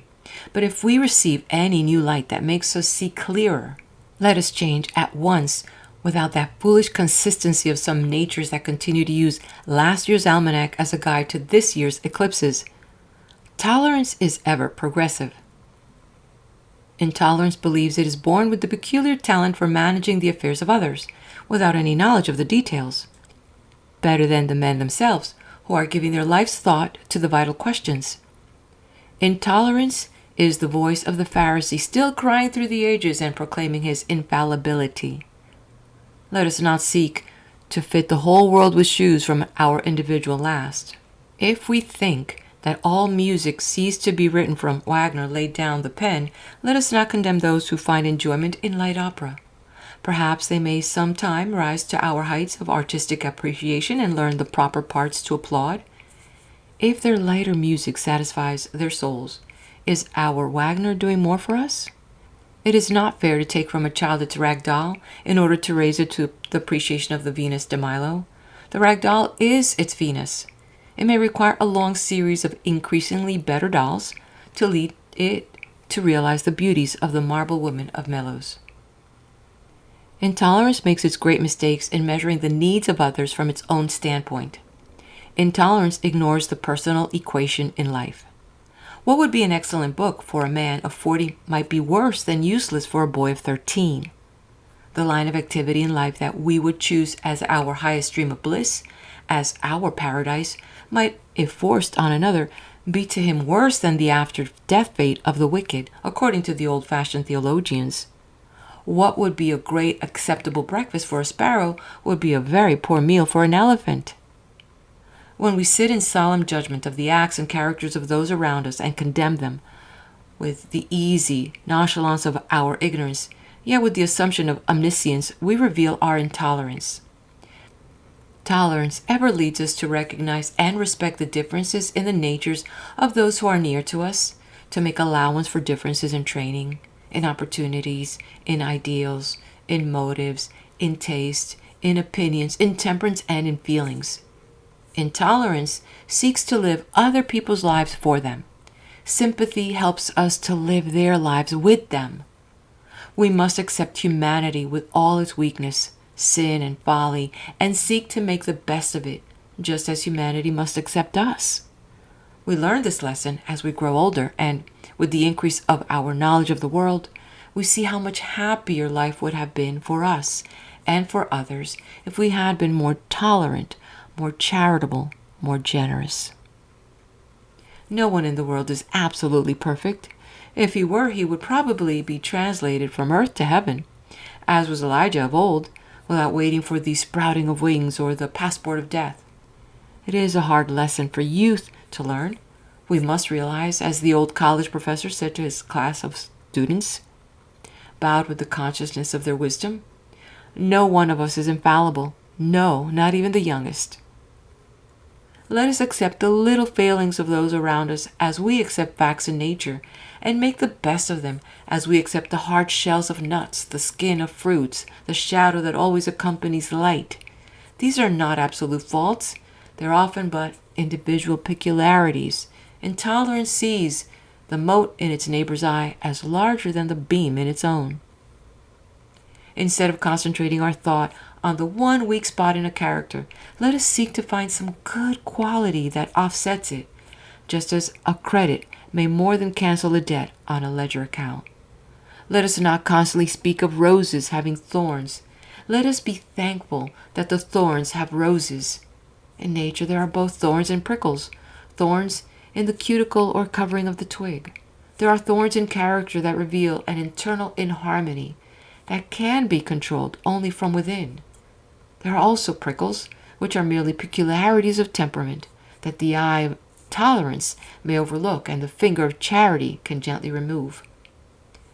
The tenderness of tolerance will illuminate and glorify the world, as moonlight makes all things beautiful, if we only permit it.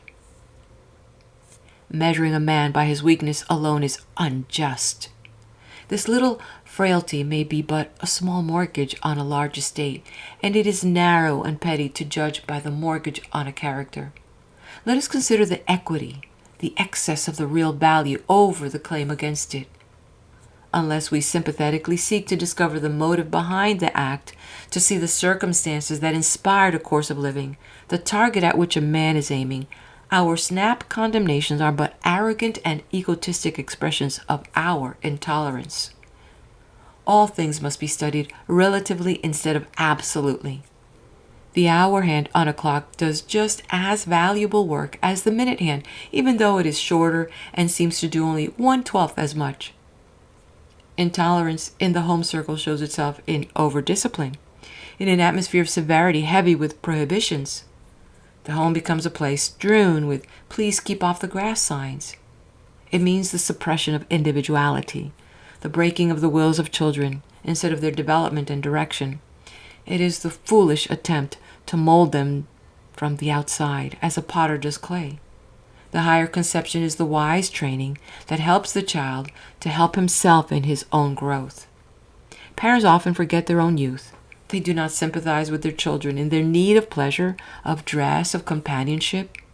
There should be a few absolute firm rules on essentials, the basic principles of living, with the largest possible leeway for the varying manifestations of individuality in unimportant phases.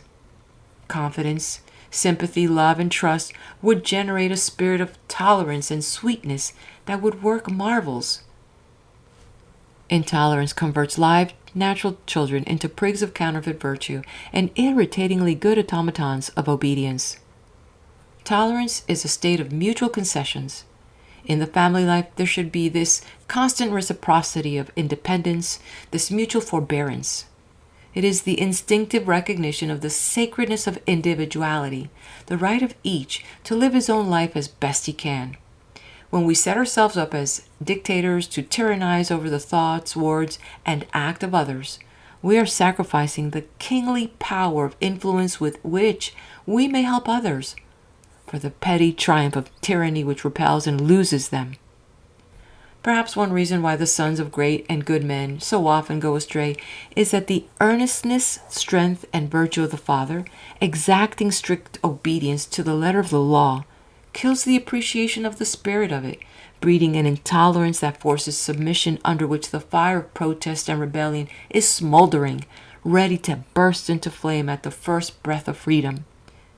Between brother and sister, husband and wife, parent and child, master and servant, the spirit of tolerance, of making allowances, transforms the house of gloom and harshness into a home of sweetness and love. In the sacred relation of parent to child, there always comes a time when the boy becomes a man, when she whom the father still regards but a little girl faces the great problems of life as an individual. The coming of years of discretion brings a day when the parents must surrender their powers of trusteeship, when the individual enters upon his heritage of freedom and responsibility. Parents have still the right and privilege of counsel and of helpful, loving insight their children should respect. But in meeting a great question, when the son or daughter stands before a problem that means happiness or misery for a lifetime, it must be for him or for her to decide. Coercion, bribery, undue influence, threats of disinheritance, and the other familiar weapons are cruel, selfish, arrogant, and unjust. A child is a human being, free to make his own life, not a slave. There is a clearly marked deadline that it is intolerance to cross. Let us realize that tolerance is ever broadening. It develops sympathy, weakens worry, and inspires calmness. It is but charity and optimism. It is Christianity as a living eternal fact, not a mere theory. Let us be tolerant of the weakness of others, sternly intolerant of our own. Let us seek to forgive and forget the faults of others, losing sight, to a degree, of what they are in the thought of what they may become. Let us fill their souls with the inspiring revelation of their possibilities in the majestic evolution march of humanity. Let us see, for ourselves and for them, in the acorn of their present, the towering oak of their future. We should realize the right of every human soul to work out its own destiny, with our aid, our sympathy, our inspiration, if we are thus privileged to help to live his life. But it is intolerance to try to live it for him. He sits alone on the throne of his individuality. He must reign alone, and at the close of his rule must give his own account to the God of the ages of the deeds of his kingship. Life is a dignified privilege, a glorious prerogative of every man, and it is arrogant intolerance that touches the sacred ark with the hand of unkind condemnation. End of section.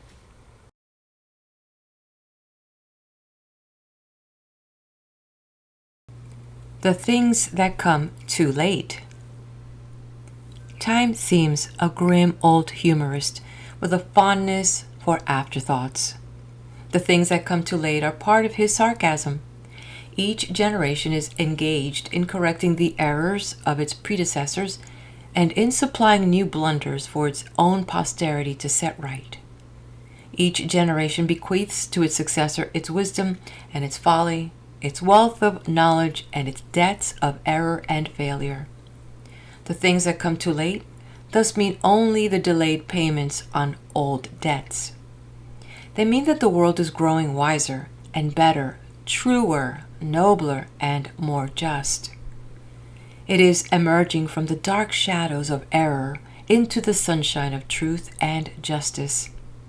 They prove that time is weaving a beauteous fabric from the warp and woof of humanity, made up of shreds and tangles of error and truth. The things that come too late are the fuller wisdom, the deferred honors, the truer conception of the work of pioneers, the brave, sturdy fighters who battled alone for truth and were misunderstood and unrecognized. It means the world's finer attitude toward life. If looked at superficially, the things that had come too late make us feel helpless, hopeless, pessimistic. If seen with the eye of deeper wisdom, they reveal to us the grand evolution march of humanity toward higher things. It is nature's proclamation that, in the end, right must triumph, truth must conquer, and justice must reign. For us, as individuals, it is a warning and an inspiration, a warning against withholding love, charity, kindness, sympathy, justice, and helpfulness till it is too late. An inspiration for us to live ever at our best, ever up to the maximum of effort, not worrying about results, but serenely confident that they must come. It takes over 30 years for the light of some of the stars to reach the earth, some 100, some 1,000 years. Those stars do not become visible till their light reaches and reacts on human vision. It takes an almost equal time for the light of some of the world's great geniuses to meet real, seeing eyes. Then we see these men as the brilliant stars in the world's gallery of immortal great ones. This is why contemporary reputation rarely indicates a lasting fame. We are constantly mistaking fireflies of cleverness for stars of genius. But time brings all things right. The fame, though brings no joy or encouragement or inspiration to him who passed beyond this world's lights and shadows, it has the sadness of the honors that came too late, a touch of the farcical mingled with its pathos. Tardy recognition is better than none at all. It is better, though late, than never. But it is so much truer and kinder and more valuable if never late. We are so inclined to send our condemnation and our snapshot criticisms by express and our careful, honest commendation by slow freight. In October 1635, Roger Williams, because of his inspiring pleas for individual liberty, was ordered by the General Court of Massachusetts to leave the colony forever. He went to Rhode Island, where he lived for nearly 50 years. But the official conscience grew a little restless, and a few years ago in April 1899, Massachusetts actually made atonement for its rash act. The original papers, yellow, faded, and crumbling, were taken from the pigeonhole tomb, and by an ordinary motion, made, seconded, and adopted, the order of banishment was solemnly annulled and repealed and made of no effect whatever. The ban, under which Roger Williams had lain for over 260 years, was lifted, and there is no reason now, according to law, why Roger Williams cannot enter the state of Massachusetts and reside therein. The action was to the credit and honor of the state. It was right in its spirit, and Roger, being in the middle spirit for more than 2 centuries, may have smiled gently and understood. But the reparation was really over-delayed. The mistakes, the sin and folly of one age may be partially atoned for by a succeeding age, but the individual stands alone. For what we do and for what we leave undone, we alone are responsible. If we permit the golden hours that might be consecrated to higher things to trickle like sand through our fingers, no one can ever restore them to us. Human affection is fed by signs and tokens of that affection. Merely having kindly feelings is not enough.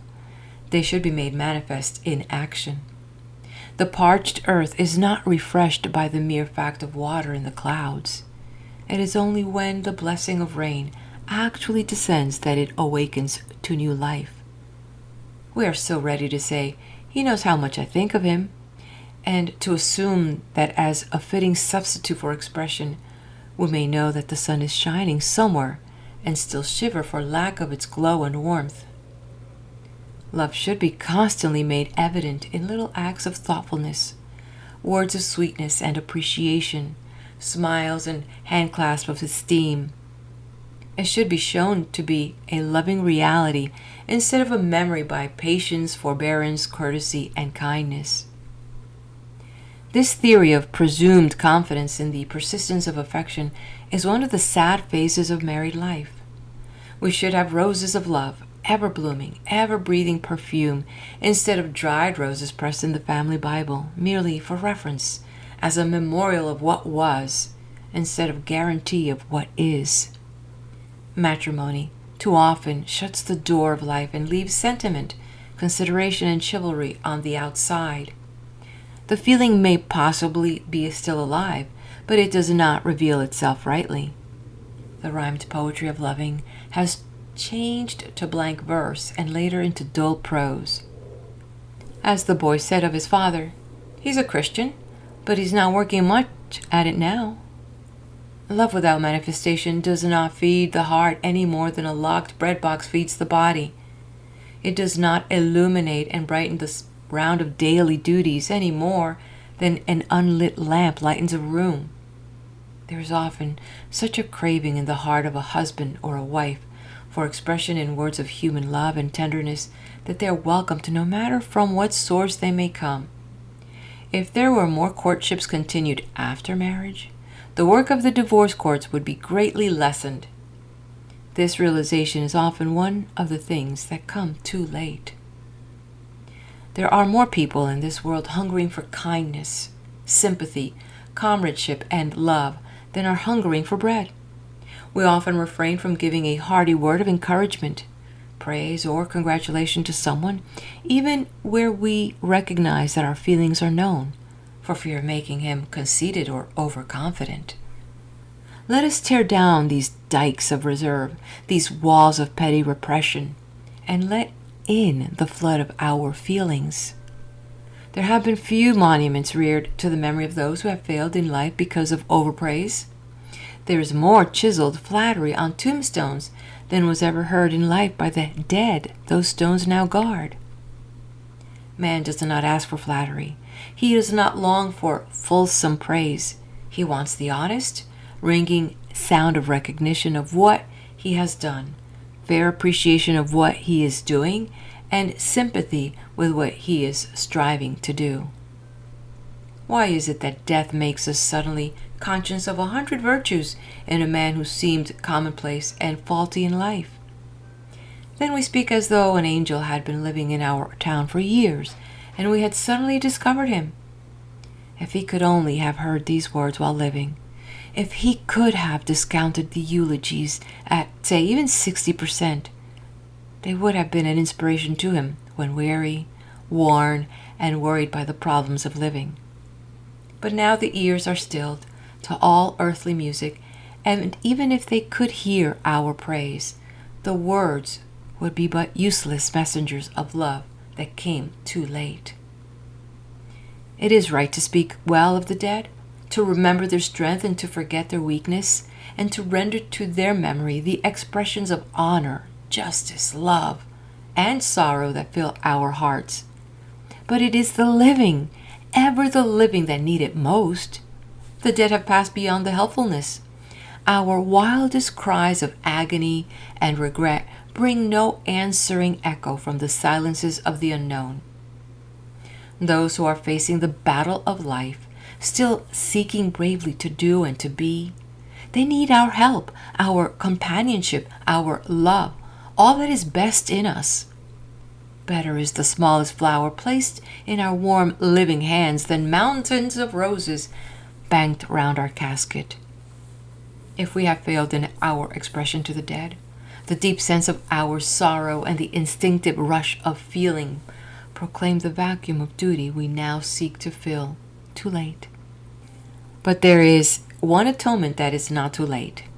It is in making all humanity legatees of the kindness and human love that we regret has been unexpended. It is in bringing brightness, courage, and cheer into the lives of those around us. Thus our regret will be shown to be genuine, not a mere temporary gush of emotionalism. It is during the formative period, the time when a man is seeking to get a foothold, that help counts for most, when even the slightest aid is great. A few books lent to Andrew Carnegie when he was beginning his career were to him an inspiration. He has nobly repaid the loan, made posterity his debtor a millionfold by his beneficence in sprinkling libraries over the whole country, helped the saplings, the young growing trees of vigor, the mighty oaks, have no need of your aid. The heartening words should come when needed, not when they seem only hypocritic protestations or dexterous preparations for future favors. Columbus, surrounded by his mutinous crew, threatening to kill him, alone amid the crowd, had no one to stand by him. But he neared land, and riches opened before them. Then they fell at his feet, proclaimed him almost a god, and said he truly was inspired from heaven. Success transfigured him. A long line of pebbly beach and a few trees made him divine. A little patience along the way, a little closer companionship, a little brotherly love in his hours of watching, waiting, and hoping would have been great balm to his soul. It is in childhood that pleasures count most, when the slightest investment of kindness brings largest returns. Let us give the children sunlight, love, companionship, sympathy with their little troubles and worries that seem to them so great, genuine interest in their growing hopes, their vague, unproportioned dreams and yearnings. Let us put ourselves into their places, view the world through their eyes, so that we may gently correct the errors of their perspective by our greater wisdom. Such trifles will make them genuinely happy, happier by far than things 1,000 times greater that come too late. Procrastination is the father of a countless family of things that come too late. Procrastination means making an appointment with opportunity to call again tomorrow. It kills self-control, saps mental energy, makes man a creature of circumstances instead of their creator. There's one brand of procrastination that is a virtue. It is never doing today a wrong that can be put off till tomorrow, never performing an act today that may make tomorrow ashamed. There are little estrangements in life, little misunderstandings that are passed by in silence between friends, each too closely armored with pride and enamored with self to break. There is a time when a few straightforward words would set it all right, the clouds would break and the sunshine of love burst forth again. But each nurses a weak, petty sense of dignity. The rift grows wider. They drift apart, and each goes his lonely way, hungering for the other. They may waken to realization too late to piece the broken strands of affection into a new life. The wisdom that comes too late in 1,000 phases of life usually has an irritating, depressing effect on the individual. He should charge a large part of it to the account of experience.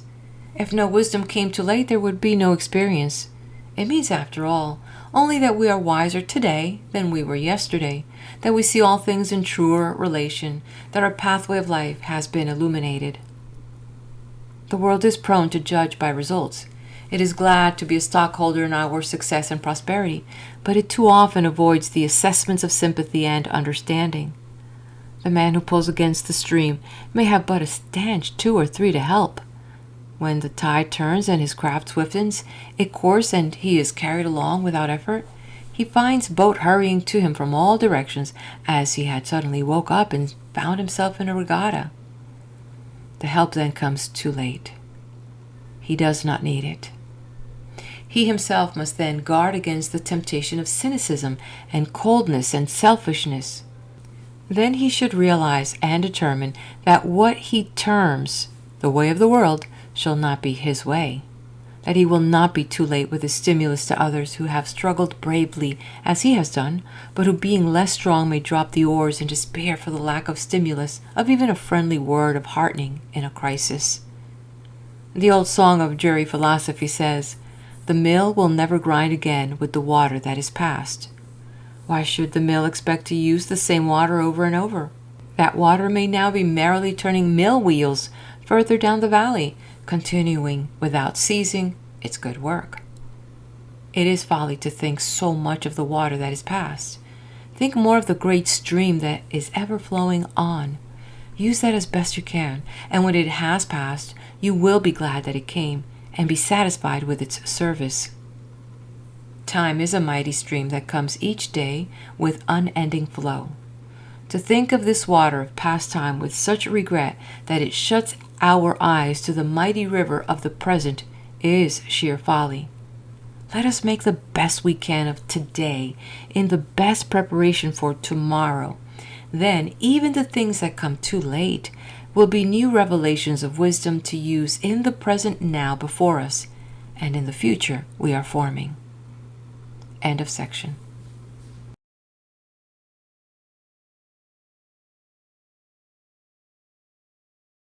The way of the reformer. The reformers of the world are its men of mighty purpose. They are men with the courage of individual conviction, men who dare run counter to the criticism of inferiors, men who voluntarily bear crosses for what they accept as right, even without the guarantee of a crown. They are men who gladly go down into the depths of silence, darkness, and oblivion, but only to emerge finally like divers with pearls in their hands. He who labors untiringly toward the attainment of some noble aim, with eyes fixed on the star of some mighty purpose, as the Magi followed the star in the east, is a reformer. He who is loyal to the inspiration of some great religious thought, and with strong hand leads weak, trembling steps of faith into the glory of certainty, is a reformer. He who follows the thin thread of some revelation of nature in any of the sciences follows it in the spirit of truth through the maze of doubt, hope, experiment, and questioning, till the tiny guiding thread grows stronger and firmer to his touch, leading him to some wondrous illumination of nature's law, is a reformer. He who goes up alone into the mountains of truth and, glowing with the radiance of some mighty revelation, returns to force the hurrying world to listen to his story is a reformer. Whoever seeks to work out for himself his destiny, the life work that all his nature tells him should be his, bravely, calmly, and with the due consideration of the rights of others and his duties to them, is a reformer. These men who renounce the commonplace and conventional for higher things are reformers because they are striving to bring about new conditions. They are consecrating their lives to ideals. They are the brave, aggressive vanguard of progress. They are men who can stand a siege, who can take long forced marches without a murmur, who set their teeth and bow their heads as they fight their way through the smoke, who smile at the trials and privations that dare to daunt them. They care not for the hardships and perils of the fight, for they are ever inspired by the flag of triumph that seems already waving on the citadel of their hopes. If we are facing some great life ambition, let us see if our heroic plans are good, high, noble, and exalted enough for the price we must pay for their attainment. Let us seriously and honestly look into our needs, our abilities, our resources, our responsibilities to assure ourselves that it is no mere passing Him that is leading us. Let us hear and consider all counsel, all light that may be thrown on every side. Let us hear it as a judge on the bench listens to the evidence and then makes his own decision. The choice of a life work is too sacred a responsibility to the individual to be lightly decided for him by others less thoroughly informed than himself. When we have weighed in the balance the mighty question and have made our decision, let us act. Let us concentrate our lives upon that which we feel is supreme, and never forsaking a real duty, never be diverted from the attainment of the highest things, no matter what honest price we may have to pay for their realization and conquest. When nature decides on any man as a reformer, she whispers to him his great message. She places in his hand the staff of courage. She wraps around him the robes of patience and self-reliance and starts him on his way. Then, in that order, he may have strength to live through it all. She mercifully calls him back for a moment and makes him an optimist. The way of the reformer is hard, very hard. The world knows little of it, for it is rare that the reformer reveals the scars of conflict, the pangs of hope deferred, the mighty waves of despair that wash over a great purpose. Sometimes men of sincere aim and unselfish high ambition, weary and worn with the struggle, have permitted the world to hear an uncontrolled sob of hopelessness or a word of momentary bitterness at the seeming emptiness of all effort. But men of great purpose and noble ideals must know that the path of the reformer is loneliness. They must live from within rather than in dependence on sources of help from without. Their mission, their exalted aim, their supreme object in living, which focuses all their energy, must be their source of strength and inspiration. The reformer must ever light the torch of his own inspiration. His own hand must ever guard the sacred flame as he moves steadily forward on his lonely way. The reformer in morals, in education, in religion, in sociology, in invention, in philosophy, in any line of aspiration, is ever a pioneer. His privilege is to blaze the path for others, to mark at his peril a road that others may follow in safety. He must not expect that the way will be graded and asphalted for him. He must realize that he must face injustice, ingratitude, opposition, misunderstanding, the cruel criticism of contemporaries, and often, hardest of all, the wondering reproach of those who love him best. He must not expect the tortoise to sympathize with the flight of the eagle. A great purpose is ever in isolation. Should a soldier leading the forlorn hope complain that the army is not abreast of him, the glorious opportunity before him should so inspire him, so absorb him, that he will care not for the army except to know that if he led as he should and do what which the crisis demands, the army must follow. The reformer must realize without a trace of bitterness that the busy world cares little for his struggles. It cares only to joy in his final triumph. It will share his feast, but not his fasts. Christ was alone in Gethsemane, but at the sermon in the wilderness, where food was provided, the attendance was for 1,000. The world is honest enough in its attitude.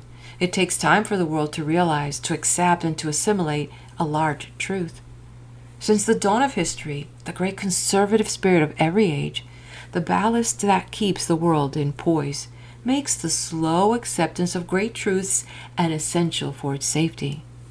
It wisely requires proof, clear, absolute, undeniable attestation before it fully accepts. Sometimes the perfect enlightenment takes years, sometimes generations. It is but the safeguard of truth.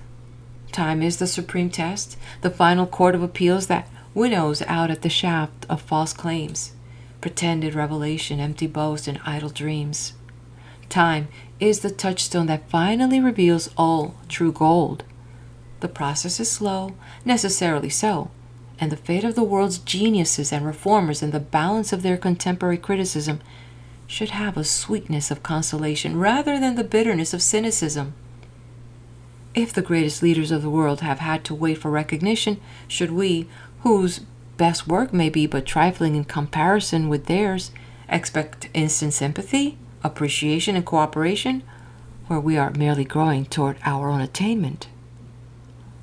The world ever says to its leaders, by its attitude if not in words, if you would lead us to higher realms of thought, of pure ideals of life, and flash before us like the handwriting on the wall all the possible glories of development, you must pay the price for it, not we. The world has a law, clearly defined as the laws of Kepler. Contemporary credit for reform works in any line will be in inverse proportion to the square root of their importance. Give us a new fad and we will prostrate ourselves in the dust. Give us a new philosophy, a marvelous revelation, a higher conception of life and morality, and we may pass you by, but posterity will pay for it.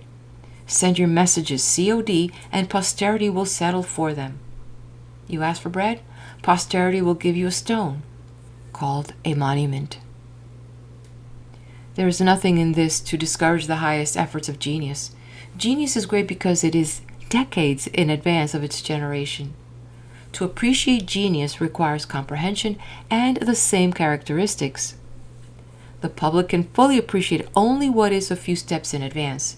It must grow to the appreciation of great thought. The genius or the reformer should accept this as a necessary condition. It is the price he must pay for being in advance of his generation, just as front seats in the orchestra cost more than those in the back row of the third gallery. The world is impartial in its methods.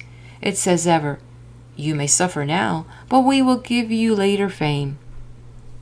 Posthumous fame means that the individual may shiver with cold, but his grandchildren will get fur-lined ulsters.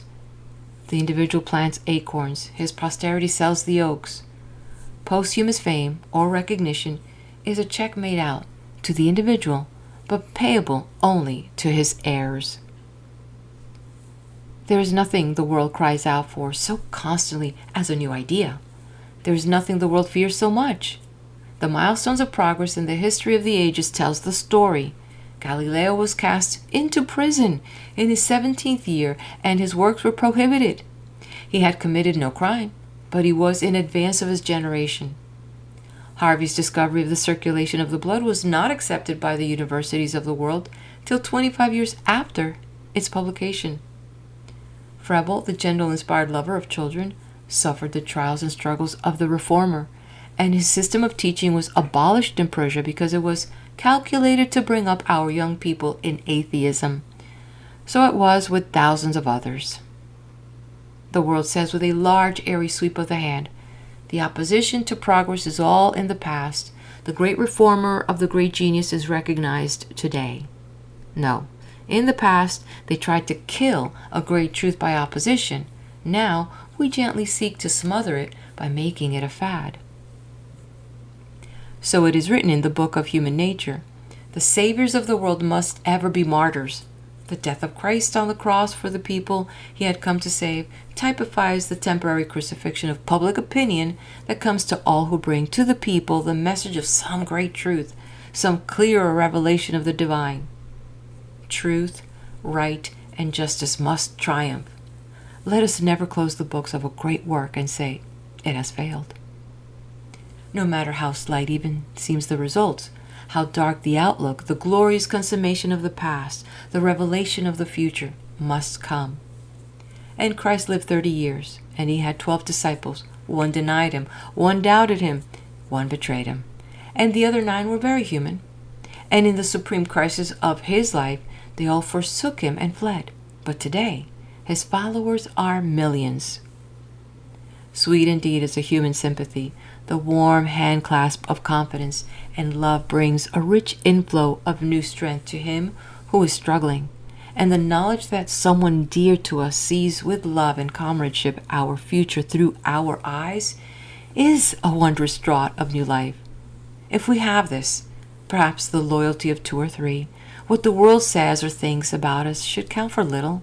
But if this be denied us, then we must bravely walk our weary way alone toward the sunrise that must come. The little world around us that does not understand us, does not appreciate our ambition or sympathize with our efforts that seem to it futile, is not intentionally cruel, callous, bitter, blind, or heartless. It is merely that busied with its own pursuits, problems, and pleasures, it does not fully realize, does not see as we do. The world does not see our ideal as we see it, does not feel the glow of inspiration that makes our blood tingle, our eye brighten, and our soul seem flooded with a wondrous light. It sees naught but the rough block of marble before us and the great mass of chips and fragments of seeming fruitless effort at our feet. But it does not see the angel of achievement slowly emerging from its prison, from the nothingness into being, under the tireless strokes of our chisel. It hears no faint rustle of wings that seem already real to us, nor the glory of the music of triumph already ringing in our ears. There come dark, dreary days in all great work, when effort seems useless, when hope almost appears a delusion, and confidence the mirage of folly. Sometimes for days your sails flap idly against the mast, with not a breath of wind to move you on your way, and with a paralyzing sense of helplessness, you just have to sit and wait and wait. Sometimes your craft of hope is carried back by a tide that seems to undo in moments your work of months. But it may not be really so. You may be put into a new channel that brings you nearer your haven than you dared to hope. This is the hour that tests us, that determines whether we are masters or slaves of conditions. As in Battle of Marengo, it is the fight that is made when all seems lost that really counts and wrests victory from the hand of seeming defeat.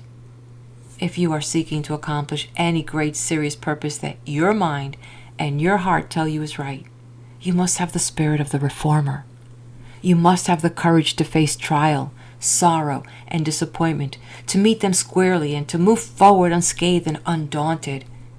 In the sublimity of your perfect faith in the outcome, you can make them as powerless to harm you as dewdrop falling on the pyramids. Truth, with time as its ally, always wins in the end. The knowledge of the inappreciation, the coldness, and the indifference of the world should never make you pessimistic. They should inspire you with that large, broad optimism that sees that all opposition of the world can never keep back the triumph of truth, that your work is so great that the petty jealousies, misrepresentations, and hardships caused by those around you dwindle into nothingness. What cares the messenger of the king for his trials and sufferings if he knows that he has delivered his message? Large movements, great plans, always take time for development. If you want great things, pay the price like a man.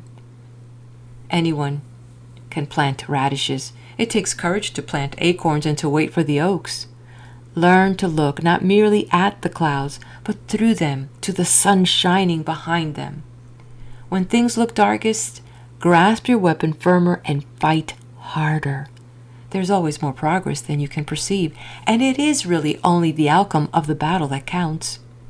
And when it is all over and the victory is yours, and the smoke clears away and the smell of the powder is dissipated, and you bury the friendships that died because they could not stand the strain, and you nurse back the wounded and flint-hearted who loyally stood by you, even when doubting, then the hard years of fighting will seem but a dream. You will stand brave, heartened, strengthened by the struggle, recreated to a new, better, and stronger life by a noble battle, nobly waged, in a noble cause. And the price will then seem to you nothing. End of section. And also, this is the end of the reading of the book titled The Power of Truth by William George Jordan. Please do let me know you were here, leave me a comment, and hit the like button, share this with your friends, and subscribe to the channel. Be blessed.